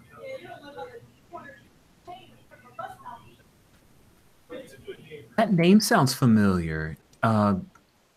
Married to Jason. Yes. Yeah. Yes. Yeah. Oh, I did a reading for her. Oh gosh, it had to have been a year and a half ago. Reading for him too. Told him that he was going to be successful with his business. Yeah. Yeah, I remember. Is she okay?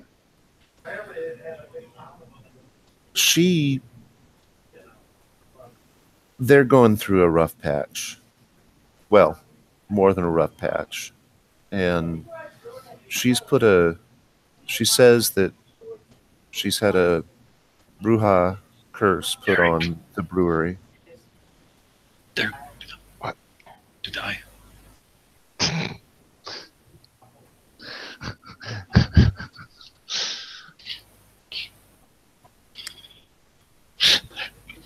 Are you calling me a bruja? You're just the only link that we have between the Mirandas and the supernatural side of the world, as it were. Okay. Maybe my friend Derek could ask you a few questions. If you just and I'll step aside and let Derek move in. Okay. She looks at you, seems unafraid, really. I'm basically going like, yeah. So, and I'm offended that they just want me to to do my tricks, and I'm like, no, I'm not going. Dance monkey. Well, you also have the highest charm of all of us. I know. And et cetera, but, et cetera, et cetera. like, So just ask some damn questions. I was Suck going your charm 3, buddy. This is what happens when you're nice to people. I'm just because Ollie definitely wanted me to do my eye thing. Like I'm being contrary and just going like, no, no, I'm just going to ask this woman some regular ass questions. Damn it. Hi, Derek. Right. Hi, Maria. Nice Come to a meet long you. way, so I'm happy to chat. Do you guys want to come inside? I don't. Yeah, actually, we do. Thank you very much. Okay. And now he's been invited in. Yeah, he has. He has. So yeah, we kind of cut to you guys sitting around the little fortune teller table, and you all have a drink of some kind, not a brazen hussy. What is the drink that you have, Earl? It's exactly what you wanted. Sweet tea. Sweet tea. And Ollie, what's the drink that she provided you? It is not a brazen hussy. Don't ask for it.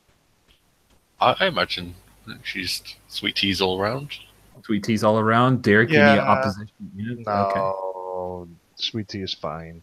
Cool. So yeah, we have that light brown color of a sweetened tea and ice jingling in the glass. And she did not provide straws, but there are coasters. So what is it that you wanted to talk to me about, Derek? I understand that Gina and Jason are having a rough time. Yeah, and it seems like, well, whatever happened with the beer, there's definitely something going on with it. People are getting sick. Okay. So, considering that we'd heard mention that she'd visited you, and we thought maybe you might know who she had gotten in contact with. That could do something strange with the beer. Well, I am not well loved in the circles of people actually do that kind of stuff. Why not? You seem like a lovely lady. Well, because I don't agree with them, Derek. I don't really think that's the best way to handle people, to use your power in that way. I can put a word out. I totally agree with you. She smiles. I glared at Ollie. Derek, I get a sense from you that there's something different about you. And what would that be? Do your friends know? Because I don't want to embarrass you. He's a vampire. Move on. Oh, okay. Would you like? There are some remedies for that. I could help you. Remedies? Well, yes. It's magic. What? Seriously? You haven't been one for a very long time, right? Because if you're cured of it and you're very old, then you become human and you just die. And that's probably not what you'd want.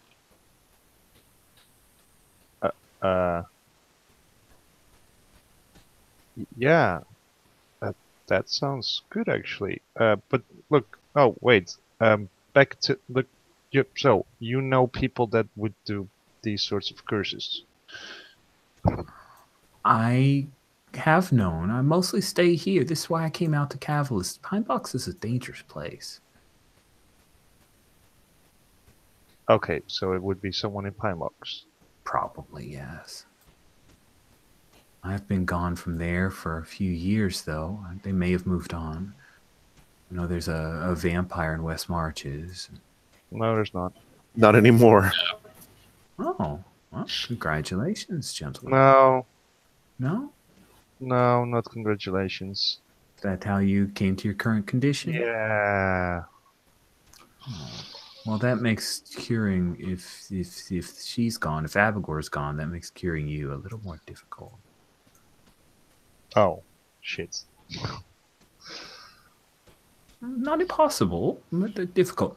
So you want to get in contact with who would have cursed the brewery.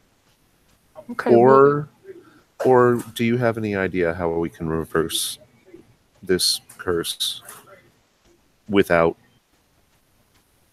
engaging the bruja or brujo that did it?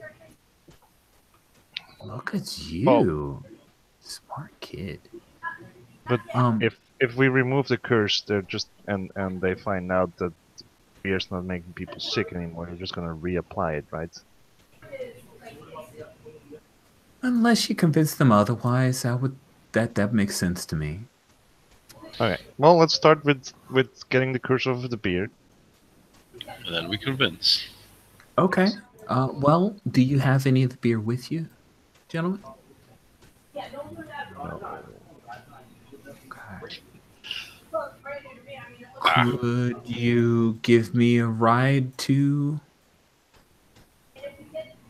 Pine Box? is there a quickie mart here? No, no, not yet. Goes down, man. They've laid the concrete slab. It's coming. Like 4 months. We can give you a ride. It's not going to be comfortable. I can manage. Okay, one of you's got to go in the cage. I am not going in the cage. There's. It would just be for the drive. She looks out. There is a cage in that car. That is. You guys are really dedicated to your. What is it that you do? What is it that we do? Ma'am, we're still working on a mission statement. Oh, We'll let you know when we Professional come up man. with one. Okay. Oh. What do we do? Well, you killed a vampire, but it looks like one of you was brought over. That's not great. I can Yeah, see so the how do weapons we you have know? on you, Ollie. I mean, it's pretty obvious. You're not very good at hiding it. Oh, well, I wasn't exactly trying to hide it. Okay. Well, that's good then. Intimidation thing, you know. In case we know we had to shoot you. to get back to that Abagor thing now. So it's an issue that she's dead. It is.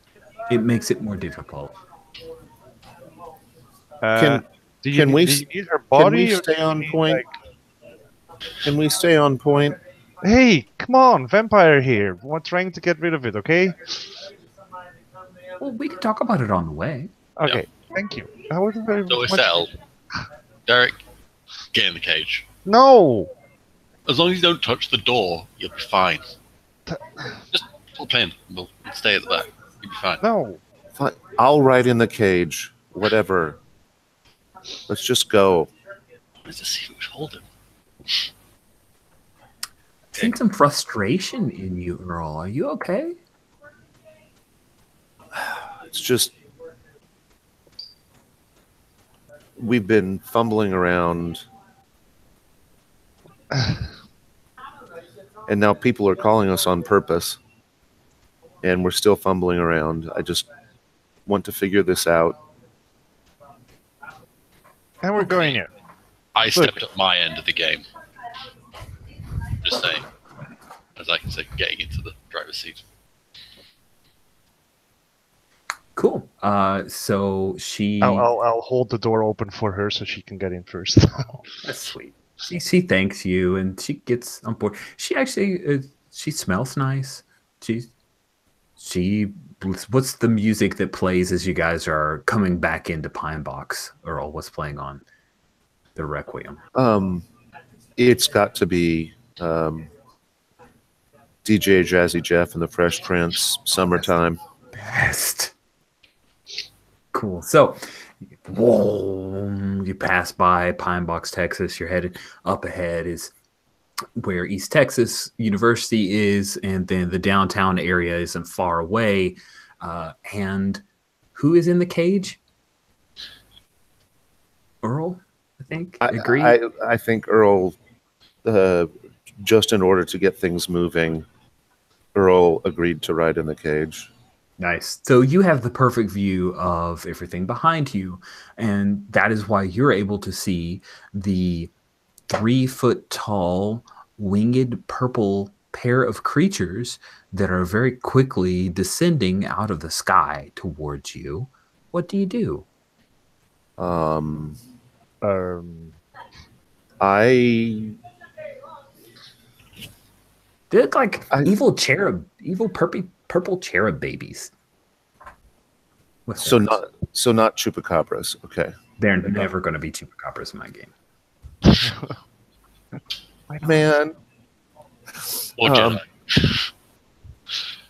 Or Jedi? No, actually, Hey, look, I do mind tricks. yeah, there you go. It's basically Jedi. He's basically a Jedi who, more Likes to interesting. suck blood. All right, Crepe- so Paul, crepes you human see blood. this first. What do you do, Earl? I get my gun out and shout to the front of the car, demon babies. What? What about? Seriously, coming Hey, up quick. Roll down my Behind window. us. I check the mirror. Oh, sweet. So one of them slams into the top of the vehicle as you're starting to reach your head out, and you see a dent in the Requiem, right, for a moment. And then it climbs forward and sticks its little head. You see it's got these like glowing yellow eyes, no irises whatsoever, and it looks inside and it starts to reach through the windshield, but it doesn't break. Looks like it's reaching for the wheel of the vehicle. What do you do, Ollie? Okay. I'm just trying to think of side of car. That would be the okay.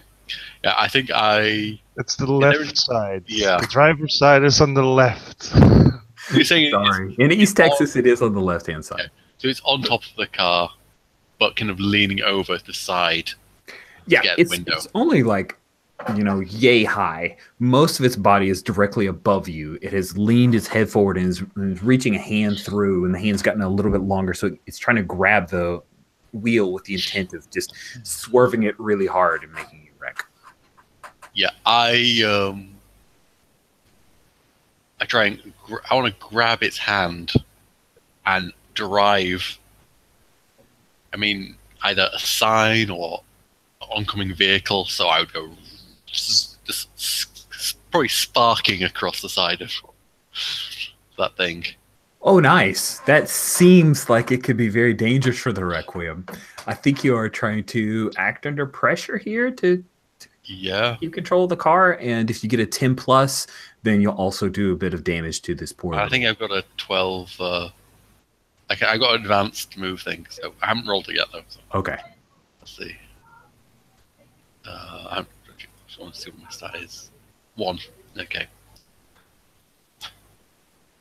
Oh, I got a 12. What? With your I actually got a what? 12. You got a 12? And I think that is one of the things I advanced. Okay. I think you're right. I think I remember that. I did. Yeah. Shit. All right. Advanced act under pressure. You may choose to either do what you wanted in something extra or to do what you wanted to absolute perfection. Yeah, I basically absolute perfection. I want a tiny bit of sparks. Oh, I want the wind mirror has to go. Okay. But everything else, that's sparks. But Cool. And you were trying to dislodge the imp. / decapitate / So and can it be a truck? Yes. You run headlong into a lorry, right? Is that the right word? Yeah. Well, not headlong. I like the word headlong. Slightly to the side. I love that phrase. Right, so you side swap a lorry to try to its neck snaps and the little demon baby falls to the ground, and you guys continue, and actually it's 12 plus, right? So the back wheel runs over, boom, boom, boom, boom.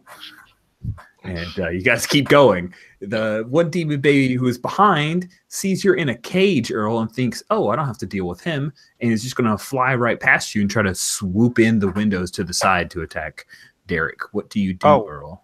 Oh, yeah. Derek, you've got your window down. So it's kind of like an invitation. Yeah. But I want to see if Earl's... Is Earl going to try to pop a shot off with his cowboy gun? Yes. Earl is definitely going to try to do that thing. Cool. Kick some ass. All right. Or are you trying to protect poor Derek? Poor defenseless Derek. I'm not worth XP anymore when you protect me. I got rid of that move when I fend for yourself. You monstrous mundane. I may. What do you roll with for protect? Oh, to protect someone, you roll with tough. Oh, Kick, so it's kick ass. You also roll with tough. tough. I think I'm more about trying to kill the demon baby. All right, sounds awesome. So, Go ahead and roll with tough. So this is a +1. Okay. That's right. an 8. Okay, on a 7, you and whatever you're fighting inflict harm on each other. The amount of harm is based on established dangers in the game. And you don't get anything extra on a 7 to 9, so you just swap harm. What's the harm of your cowboy gun? Generally, I think, let me look at the professional weapons. It's probably like 2. Yeah, I think most handguns would be 2. I got 38 revolvers 2, and yeah, so it's 2. all right. And it's really loud in this enclosed space, so everybody's ears are going to be ringing. I'm imagining that the harm to me comes more from like blowback from the window or whatever. Nice.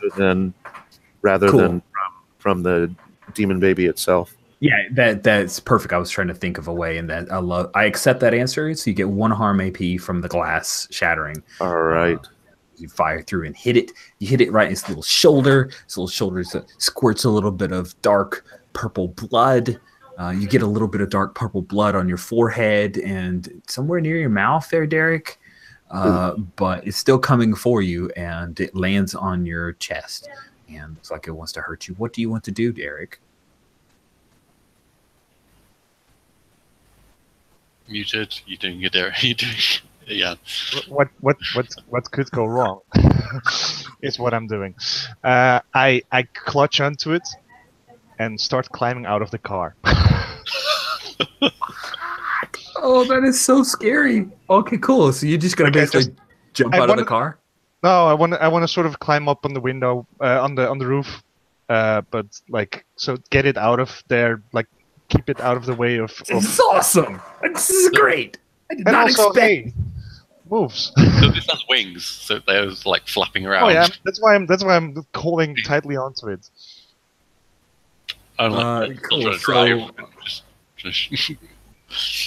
So, what move are you trying to engage here? Well, it's like when you charge into immediate danger without touching your bed. I hold 2 extra things. Oh, that's great. Insane. And I think I might need that. Yeah, I think you need to act under pressure because you've just kind of sideswiped a lorry and a demon baby hidden. There's the bumbling and the firing of a gun. There's a lot going on here. Yes, but luckily I'll spend one of my 2 holds. Is Summertime still playing? Forwards on an act under pressure roll. Yes. Summertime is still playing like low, but the actual soundtrack is now the flying monkeys from Wizard of Oz. Oh, I love the music mixer for our show. Good stuff. So yeah, please act under pressure to pull this off. Otherwise, you might trip, you might fall, it might be bad. Yeah, no, it seems that my dice didn't do anything, but they got unselected, so I think they still rolled. Okay, well, I think you're still okay because you're rolling plus cool. Oh, which is flat. Yeah, plus cool is flat, and the +2 doesn't bring it up to a 7. No, it doesn't. So the good news is that you get an experience point. Yay! The bad news is you fall out of the car, out of the side, and you're going to take 3 harm. Good news. Also good news. Demon baby also taking some harm. Awesome. Yeah. Just got shot. Not been left with the demon baby in the passenger seat. Oh, that would be hilarious. But I think I like the idea of demon baby hug that stays strong. Our crazy vampire falls off the car, and you do not take off the right side rear view mirror. Lucky you. Yeah, the side view mirror stays on, and boom, boom, boom. You can kind of roll in and slam into a fire hydrant. What is Maria doing? She looks super. She looks not at all like a combatant right now. She is just kind of scrunched in and trying to stay out of the way of things. Are you taking a closer look or just a glance over to see if she's okay? Just a glance. Okay. Yeah. So that's what you pick up is she's not trying to be a combatant and she's trying not to get hit or hurt. So the car barreling along with a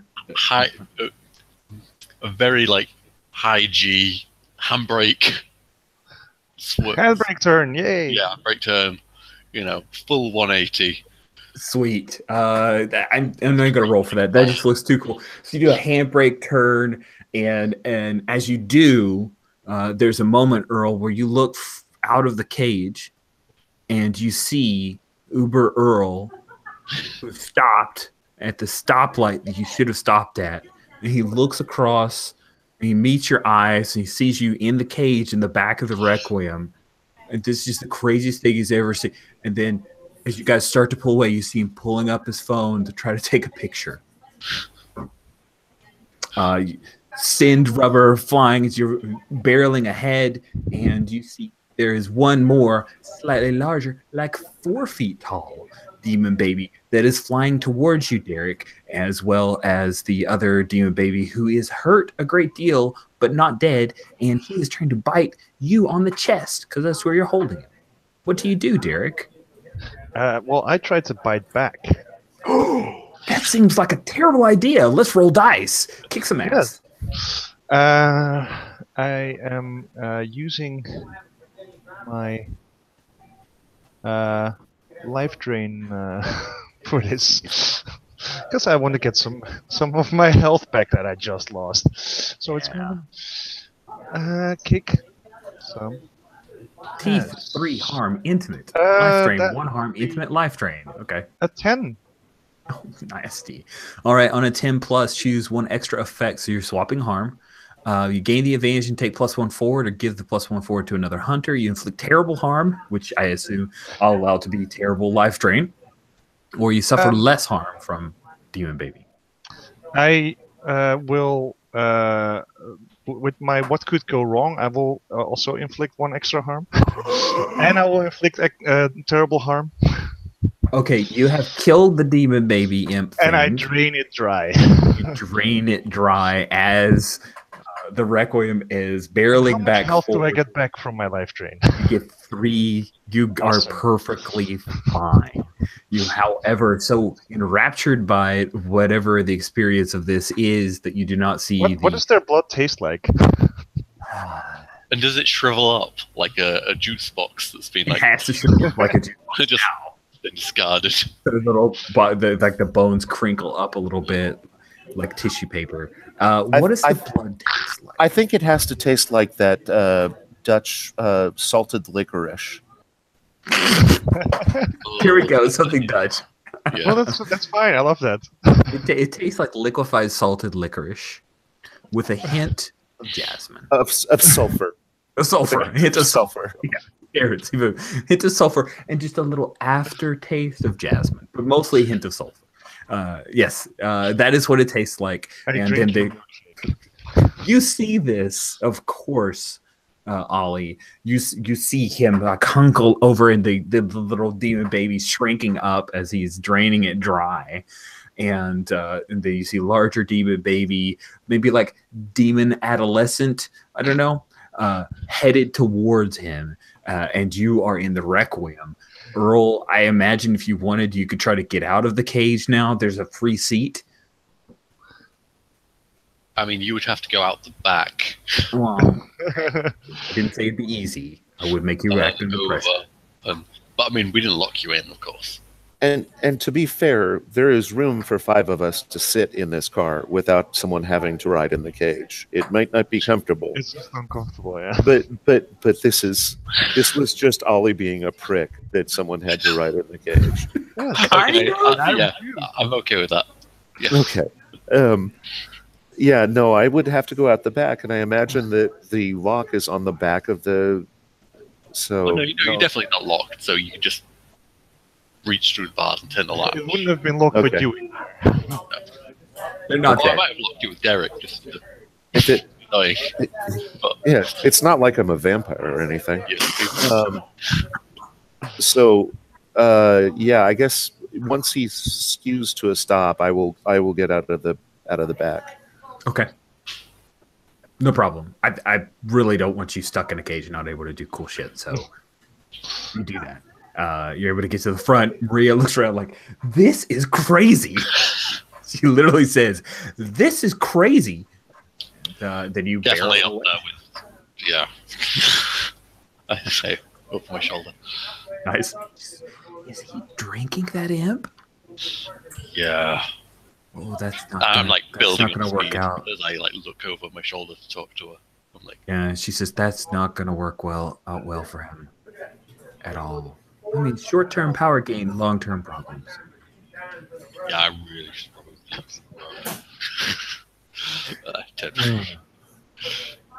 Cool. So, Earl and Ollie, you are both seeing Imp Adolescent heading towards Derek. You are in a large vehicle that could get you there before it reaches Derek, probably. What is the plan here? What you want to do? Well, since Ollie insists on driving, You want to swap now? You want to add to this? No, I don't. I'm just saying. This is his speciality. Yeah, of course. Yeah, the one running chase scene we've ever had, and I'm in the cage. Oh no! I'm sorry. I'll give you another chase scene soon. But Ollie will still be driving because he's still a prick. Oh. Well, I kind of now want to like be a lunatic, and like I kind of like look up out the window to see where Earl is. I'm guessing you're on top of the car now. Well, I had to have gone out the back. We established because there's no way from the cage into the front seats. Yeah, right. So that would be a poor design choice if you could get from the cage into the vehicle. So I actually kind of meant to wait until you stopped to get out. But what fun is that? So yes, I'm actually on top of the car.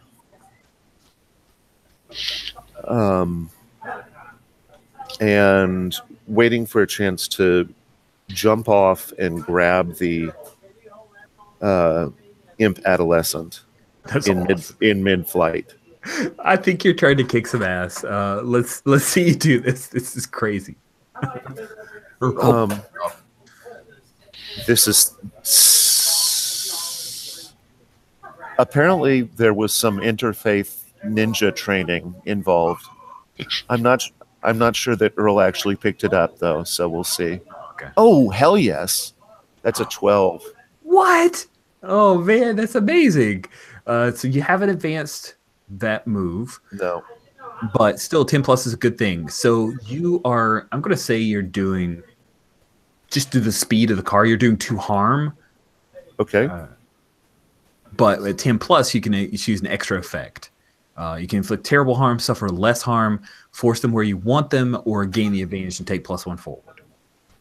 I think I'm forcing them where I want them, which is like in a drainage ditch that like he's actually, you know what, I'll go, I'm changing my mind. I will go with suffer less harm because I just want it to be underneath me when we land. That's awesome. Yeah, so you jump off of the car, slam into Demon Baby, which Demon Adolescent, it holds you up for a second for the car to zip underneath you. You guys slam onto the ground. You're on him. He's like 4 feet tall, and he's got really nasty claws. So he does 1 harm, but you suffer less harm, so he does 1 harm. Like you would have done 2 harm with his claws. So you take 1. He's scratching up your sides and trying to do that thing where you're like kick with his bottom feet. and scrape underneath your guts. Like he's all a frenzy. He's all a flare. His little wings are flattering all around, even though he's on the ground. And yeah, that's right near you, Derek. You have finished drinking the imp blood, and you get +1 ongoing until the sun rises.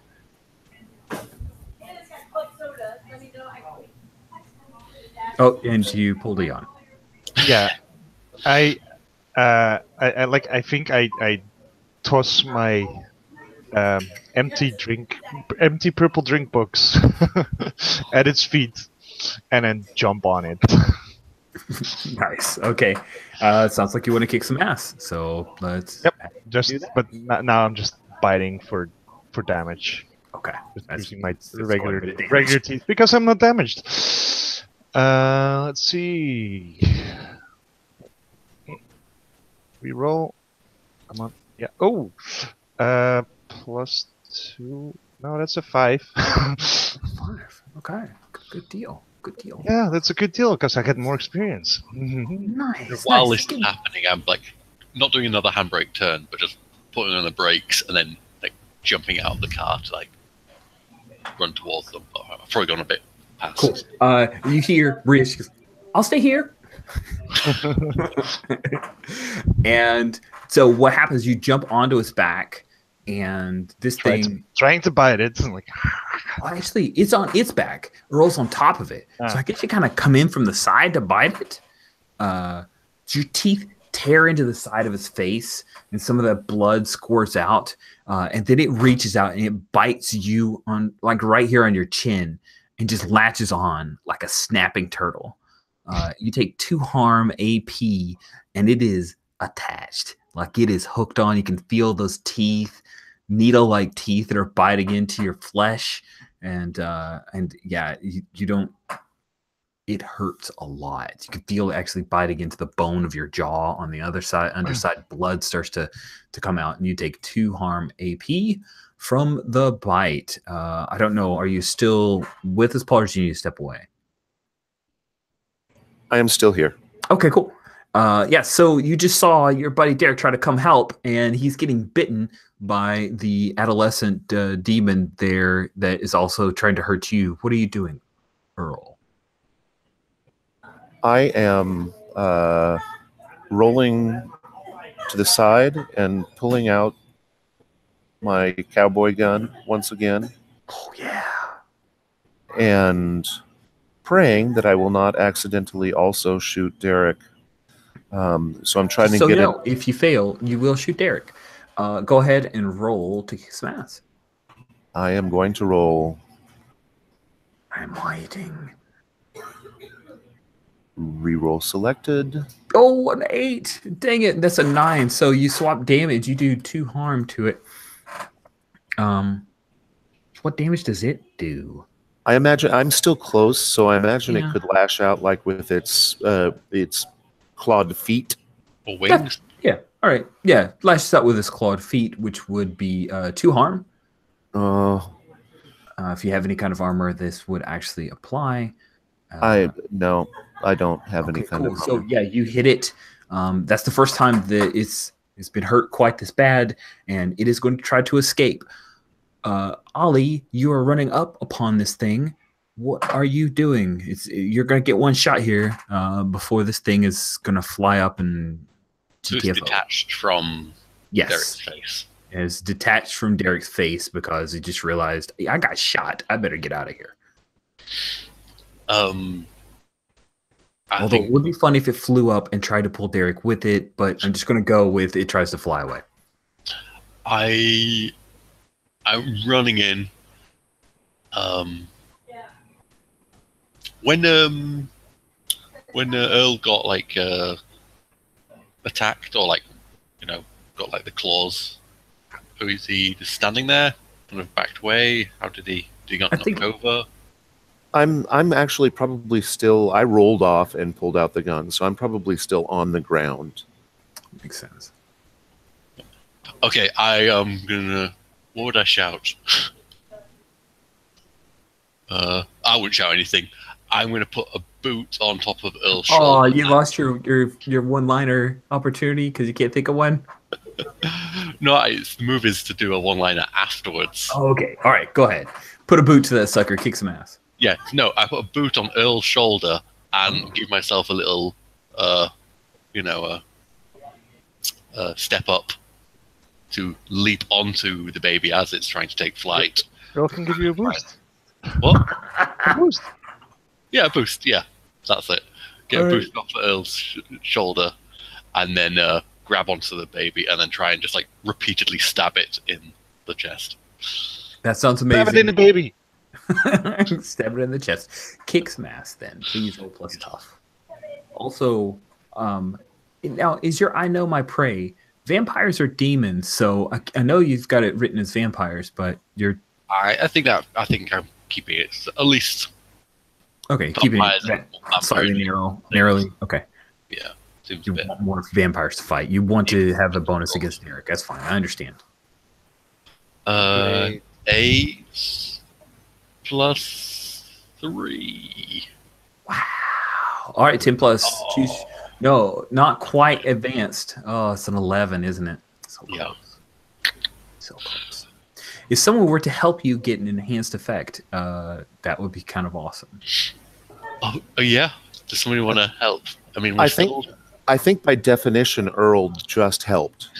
There, but roll yeah, it. exactly. Like you sprung up a bit as he tried to. There you go. Roll plus cool. And if you get at least a 7, then I'll push you to a 12. I'm at a 9.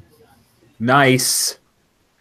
So on a 12 plus, you get an advanced effect code with kick some ass because you've advanced it. You completely hold the advantage. Give +1 to everybody. You suffer no harm at all. Your attack inflicts double the normal harm, or your attack drives the enemy away in a route. IGoA can expose yourself to trouble or danger for Earl. Can I just be like, you just weren't ready for it at all. Yeah, no, I would be perfectly happy to take one more harm for in that, Yeah. if that makes sense. I mean, there's the whole zero harm stuff of just. You just We get haven't exploded and- we haven't even been rolling harm moves. I've But done that, so I've done a bad job with harm moves. I've got to get on that. That's a thorn for me. It's just remind me of that. I could roast the thorn. Yeah, there's harm moves. I completely forgot. Yeah. 12 less.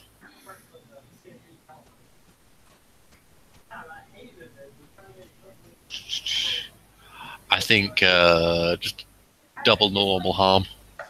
Double normal harm. All right, cool. That's enough to take it out. And so, yeah, you stab it a bunch of times, and the blood starts seeping out. The wings faltered. It falls out a little bit more, and then all of a sudden you're standing on the ground. You throw it to the ground, and it stops moving. And you see eventually it starts to dissipate. I think after like a little moment breather, I'm like, is it just me, or do you think that's connected to the whole beer thing? Wipe a load of blood off my face.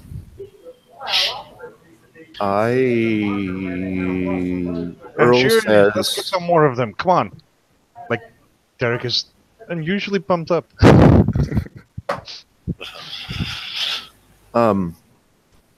Earl is in really bad shape, and Mealy says, "Ow." Doing it, mate.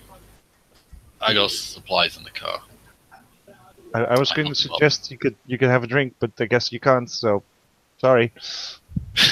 Licorice though. Still a dick. Dude. Cool. So, Alright. to be clear, regardless, if we agree that Earl exposing himself to harm on that partial help move or danger means one more harm, then he's at 5 out of 7. I'm much more interested in some kind of cosmetic, like some part of this is something you're not going to easily hide, like a scar that you take with you. Do you like that? I Could it can be, I can a take that. Okay. It's like maybe not quite broken nose, but just a really red nose from being like face planted into the ground. Yeah. You've got a scar of some kind that may go away in time, but you're gonna carry it with you for a bit from this. Then I'm fine with that. Earl is still at 4 harm, which means unstable. Yep. And we got somebody to do DIY surgery. So you said you got some stuff back at the car. Do you want to try to help him out? Oh yeah, definitely. We'll, I've got the Hello Kitty tape and. Wait, so we took the big baby down as well, right? You did. You just now did. Ollie did an advanced attack. Derek is just going to go like, no one? Okay. He's going to dig in. Okay. All right. He doesn't know yet that it's going to have a bad effect. Exactly. He doesn't know that. But, 9 plus. You're perfectly healed now, Derek. You look great. 10. 10 on the nice. DIY harm. Okay. On a 10, it's all good. Counts as normal first aid. So that will. Oh, actually, healing. Heal 1 harm. It says stabilize injury and heal 1 harm. All right. So it's no longer unstable, and you're at 3 harm. So you roughed up, bruises, bumps, but you're okay. It won't get worse. Not really okay, but yes. Yeah, exactly. You're a half. You're not great. You're in a lot of pain. I splashed some, high-proof alcohol on there and wiped off with a rag that is pretty clean. Actually, 1 to 3 harm wounds improve when you receive first aid. So heal 1 when you do, later when you rest. Okay, so all you need to do is rest, and you should be okay. It's Supernatural, the TV show, so you're in rough shape now. You'll be okay later. Yes, but however, we're still right in the middle of the road, having just been chased by demons. So yes. Sorry. Yes. Sorry. I'm trying to assure you that you're not gimped, but I understand what you're saying. No, I understand. Once there's a chance to rest, woo. Well, of course, I put Earl in the passenger seat because Derek's not going to be a dick and make her in the cage again. No. I'll fold up in the back seat. Okay, Fine. You and what was she called? I'm basically just like holding onto my knees. Like, come on, let's go. All right, cool. Where are you guys taking her? Where are we going?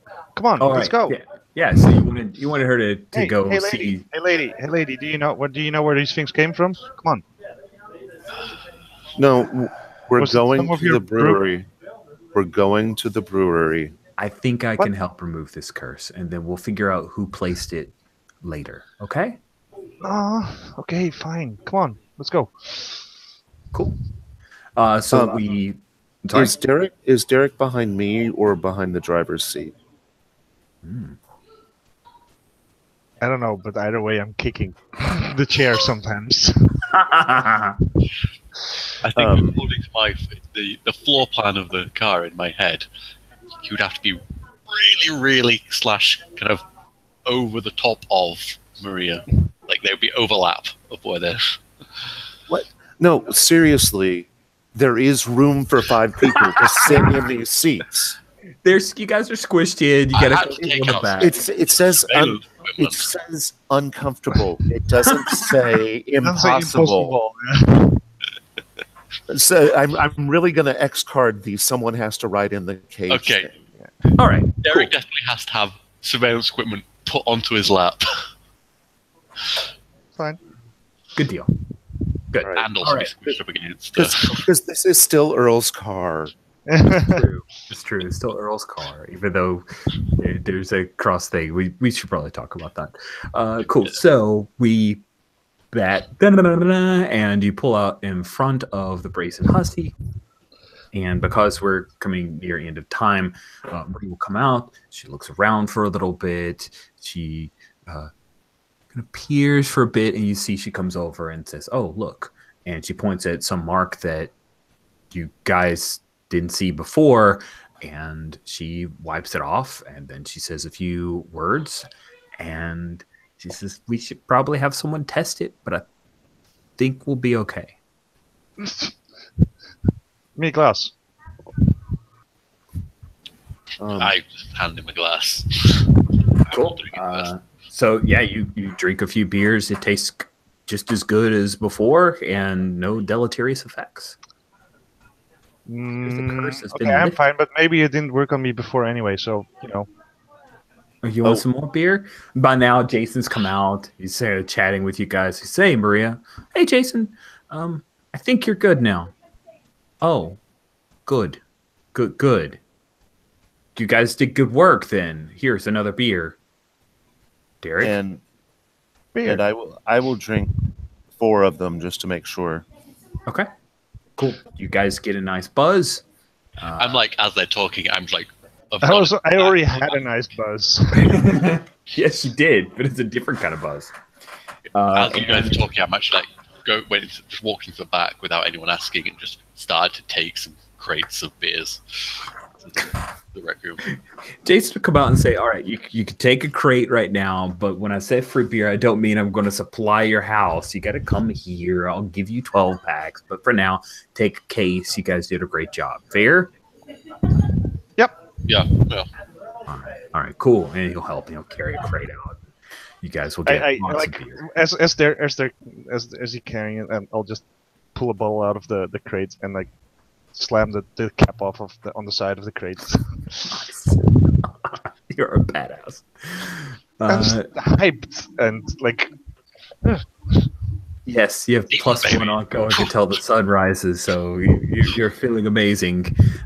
You actually get a call, Derek, from Tip. Hey, I feel better. I'm feeling good. Yeah. I need to brush my teeth again. Oh yeah, please do, before I come home. But we might be a while before I come home because we have some brouhahas to deal with. But yeah, no, brush your teeth. You'll be fine. The beer was cursed. Stupid. Have some more. I hated that episode of Buffy. What? Nothing. Obviously, Derek's never seen Buffy. I'm gonna brush my teeth and take a shower, and I just want to say, you said you were gonna come home, and that makes me feel really great. Okay, bye. Yeah. No. Actually, I think Derek will actually say that after she hung up. Aww. Cool. So, in the wrap up, because next session we'll have everybody back. Is there anything more you'd like to do before we move to close? I think. Oh, Paul. I'm sorry. I think my justification for Earl being here, since he hasn't been living in town over this summer, my justification is that he's actually come to apartment shop. Neat. Or apartment hunt or whatever. So he's probably staying in a cheap motel somewhere. And if he's feeling enough better, he'll offer to drive Maria back in the Camaro and hope that they don't get ambushed by more demons. She will graciously accept that, and on the way back, she will chat you up. She's actually a little flirty. How do you handle that? Oh, Earl's a gentleman, so he doesn't reject it entirely, and he'll flirt, but he's not going to take the bait. Okay. She ends up giving you a card, fortune telling services, and thanks you for protecting her. But Maria Estela Ramirez is her full name, fortune teller and soothsayer. And yeah, so you take her back to Cavalis, and she seems perfectly satisfied with that, as long as you are. I am not going to do anything foolish. Okay, cool. So I'm going to take a quick bio, a couple minutes, and then we'll do end of session and roses and thorns, okay? Right. Yes. All right, cool. See you guys in a few.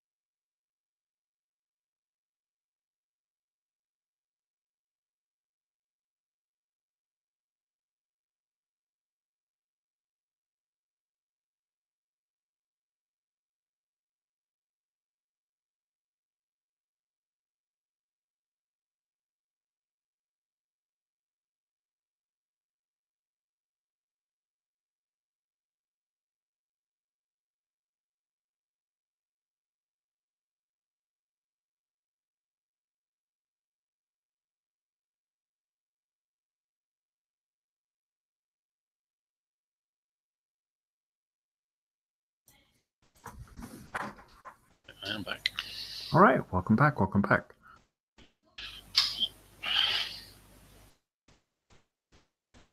I Are you think with us? Ollie would. Okay. You think Ollie would what? Yeah, I was thinking Ollie would well, at least imagine when we discuss things after that, we would probably mention the fact that, you know, we probably would have to call in on that Ruha at some point, but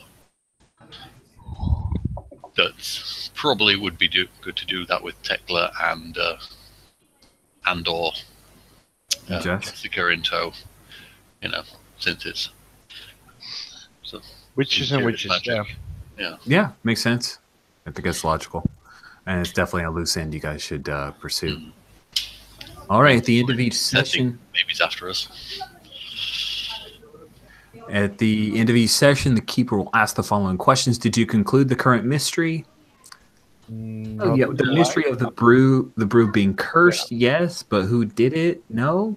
What do you guys think? I don't think it's kind of concluded. Okay. Did you say someone from certain death or worse? Each other?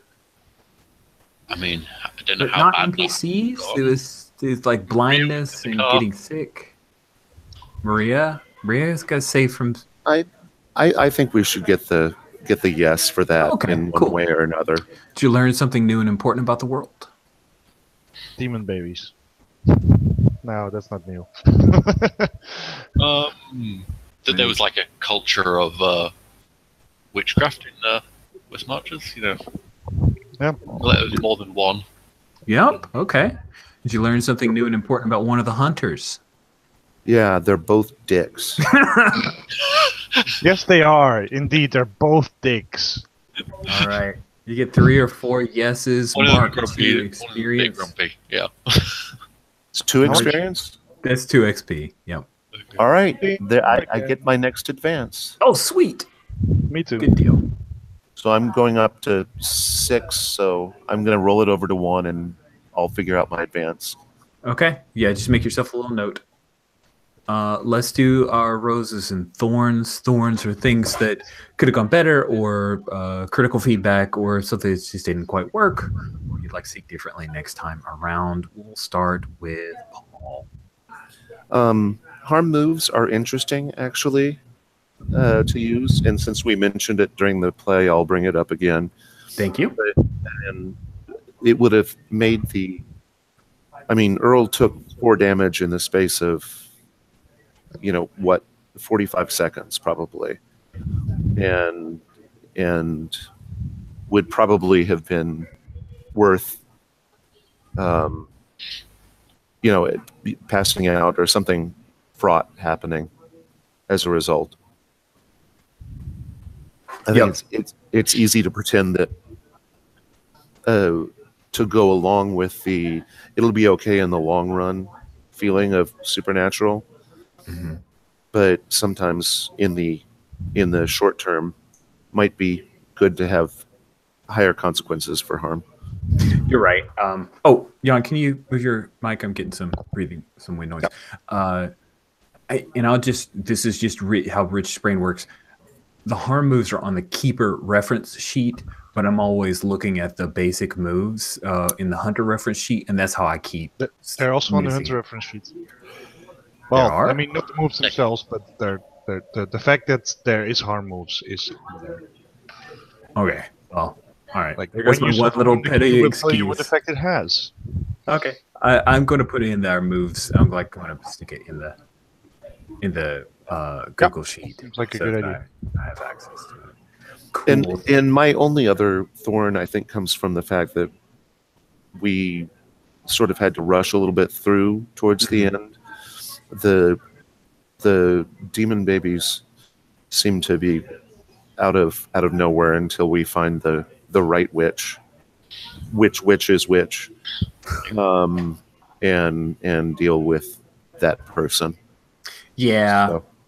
Yeah, you're absolutely right. I kind of rushed you guys to. I think the characters probably would have done a lot more than what I allowed you guys to do in the time that was left. Yeah. No, but it made sense in the context of the session itself. Not, But so that was sort of just a situational thorn. not a rich thorn. And I do have one thorn for Ollie. 5 people can sit in this car. Yes. Stop it. Just stop it. It's uncomfortable. It's not impossible. Yeah. Okay, 5 people can fit in. You just have to move equipment and Yes. slightly overlap and be scrunched up. Yes. 5, yes. Okay. So now that we've got that out of the way, Well, I'll add that to my notes. 5. In capitals, 5 could fit in. Well, Yes. since we're talking about it, I was saving it for Rose, but I do want to deal with it well. I appreciate, Paul, you utilizing like X-carding it. Just say, hey, this means a lot to me. Let me use the tools that we have in the game to communicate that clearly. Because I wasn't sure if it was in character annoyance or if Paul was annoyed. And then when you said, hey, I'm going to X-card this, it was great because we could immediately drop it. Yeah. And so I appreciate you doing that. cool. Yep, that was great. Just Good. like, this is my car, and it does actually. So let's go back to Jan with Thorns.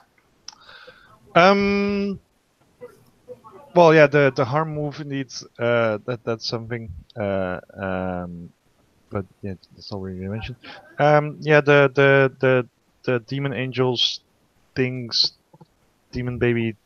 It's like, I guess it was probably a bit of a random encounter, or well, it was probably like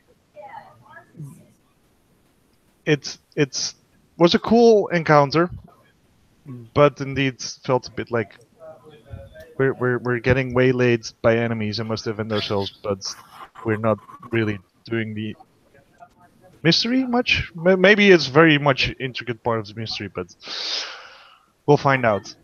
But it felt a bit random. Understood. Yep, I hear you. I think if we'd had a half hour more, or if I'd maybe if I presented it a little differently, it might have been clearer. I had a thing in my head, but I don't think I brought it across very well. Yeah, but I own that. I think that makes a lot of sense. Like, yeah. Anything else, John? Thorn-wise, no. Okay. And Alex, Thorns. I just want to, just again the kind of a bit of a rush towards the end, and not having I'm sure we'll conclude it another time, but it didn't feel like it had a proper conclusion. Yeah, it's the idea of hanging over. Like, I know 2 more players will be added in next session, and so I needed to bring this to a close, but I threw in an extraneous fight that I probably could have avoided, but yep. Okay, so here, any other Thorns, Alex? Nope. So I think that we should probably work out a little bit clearer distinction between who's what's cars, because like Ollie paid a move for mobility, so by the rules, it's Ollie's car, right? By moves wise, it really should be Ollie's car. That said, sorry, go ahead. And I think that I am willing, and Earl probably is willing, for it to be Ollie's car. But then Earl needs to get a second car then. Well, he has a second car. He has the car. Camaro. No, I mean, you already had a car from your basic sheet, and then you took the driver move, which gave you an extra car, so there should be a third car. Right, but we can work that out. But I'm willing to give the Requiem over, with the caveat that 5 people can sit in the car. Okay. That is the payment. And then we'll figure out the additional thing. I just also, since I took that driver thing, I also would like, every now and then, not every session. Right, that's exactly the next thing I was going to say. Have a cool driving thing. Yeah. Right, absolutely. Because I actually did delete it off my character sheet because it had just been hanging around for a while, but I had like the equivalent of $200 and something from just buy it off of an him. exam thing. Yeah, could that be? Yeah, you just sign the title over to him. So basically, you get $200. Yeah. Paul, which is not a lot for that car, I think. Still. Yes. Oh, What? can you have a church van? Oh, hell yes. I was thinking professional, like. He's a professional from an Well- interfaith missionary thing, so he gets, Yeah, he that's gets a true. church Yeah. van. It'd be So- hilarious. Oh, So the mobility thing is a professional move, right? But it was taken before I was a professional. Yeah. Mhm. and I But on $200 plus surveillance equipment. Now there's definitely room for 5 people. Yeah. It makes more sense for the surveillance equipment to be in Earl's car anyway. we'll work out the details. I'll hit up the hangouts. Cool, Okay. and also I will my personal commitment to you, Paul. We will give you some cool drivery stuff. Yeah, and I'll try to like indicate that like maybe Earl should drive going forward. Cool. Those are the thorns that I had. So let's swing back around to roses. We do a sneak order. So Alex, what roses did you have? I really enjoyed the random encounter.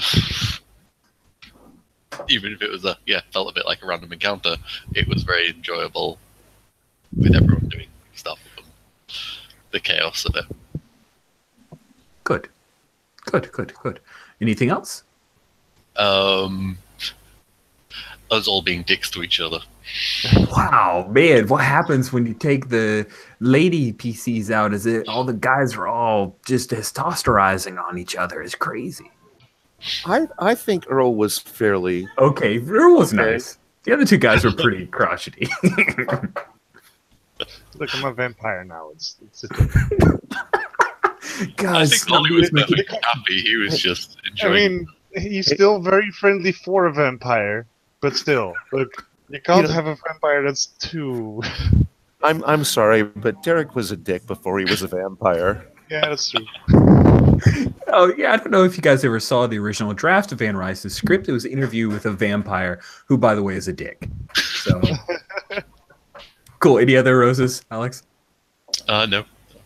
All right, Yod, what roses did you have from today's Well, game? yeah, no, just Alex just stole my big turnaround a bit because I was like, my thorn was like, yeah, felt like a random encounter, but on the other hand, like that was my moment to shine. Like Derek has turned into somewhat of a badass now, and it was like, okay, I'm just taking this demon baby and I'm jumping out of the car and then just draining it dry, and I had a lot of fun with that. It was really cool to watch. And yeah, it was cool. Even though I missed the ladies very much, it was very cool to have a dude bro session. Dude, bro, monster of the week. Bruh. Monster of the week, bruh. Cool. Anything else, John? No, All looking right, forward to Paul. next one. Thank you very much, Paul. What roses did you have, sir? Number one, it wasn't that Buffy episode. Yay.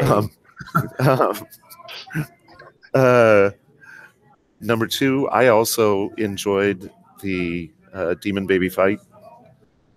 It seemed to flow quickly and took advantage of the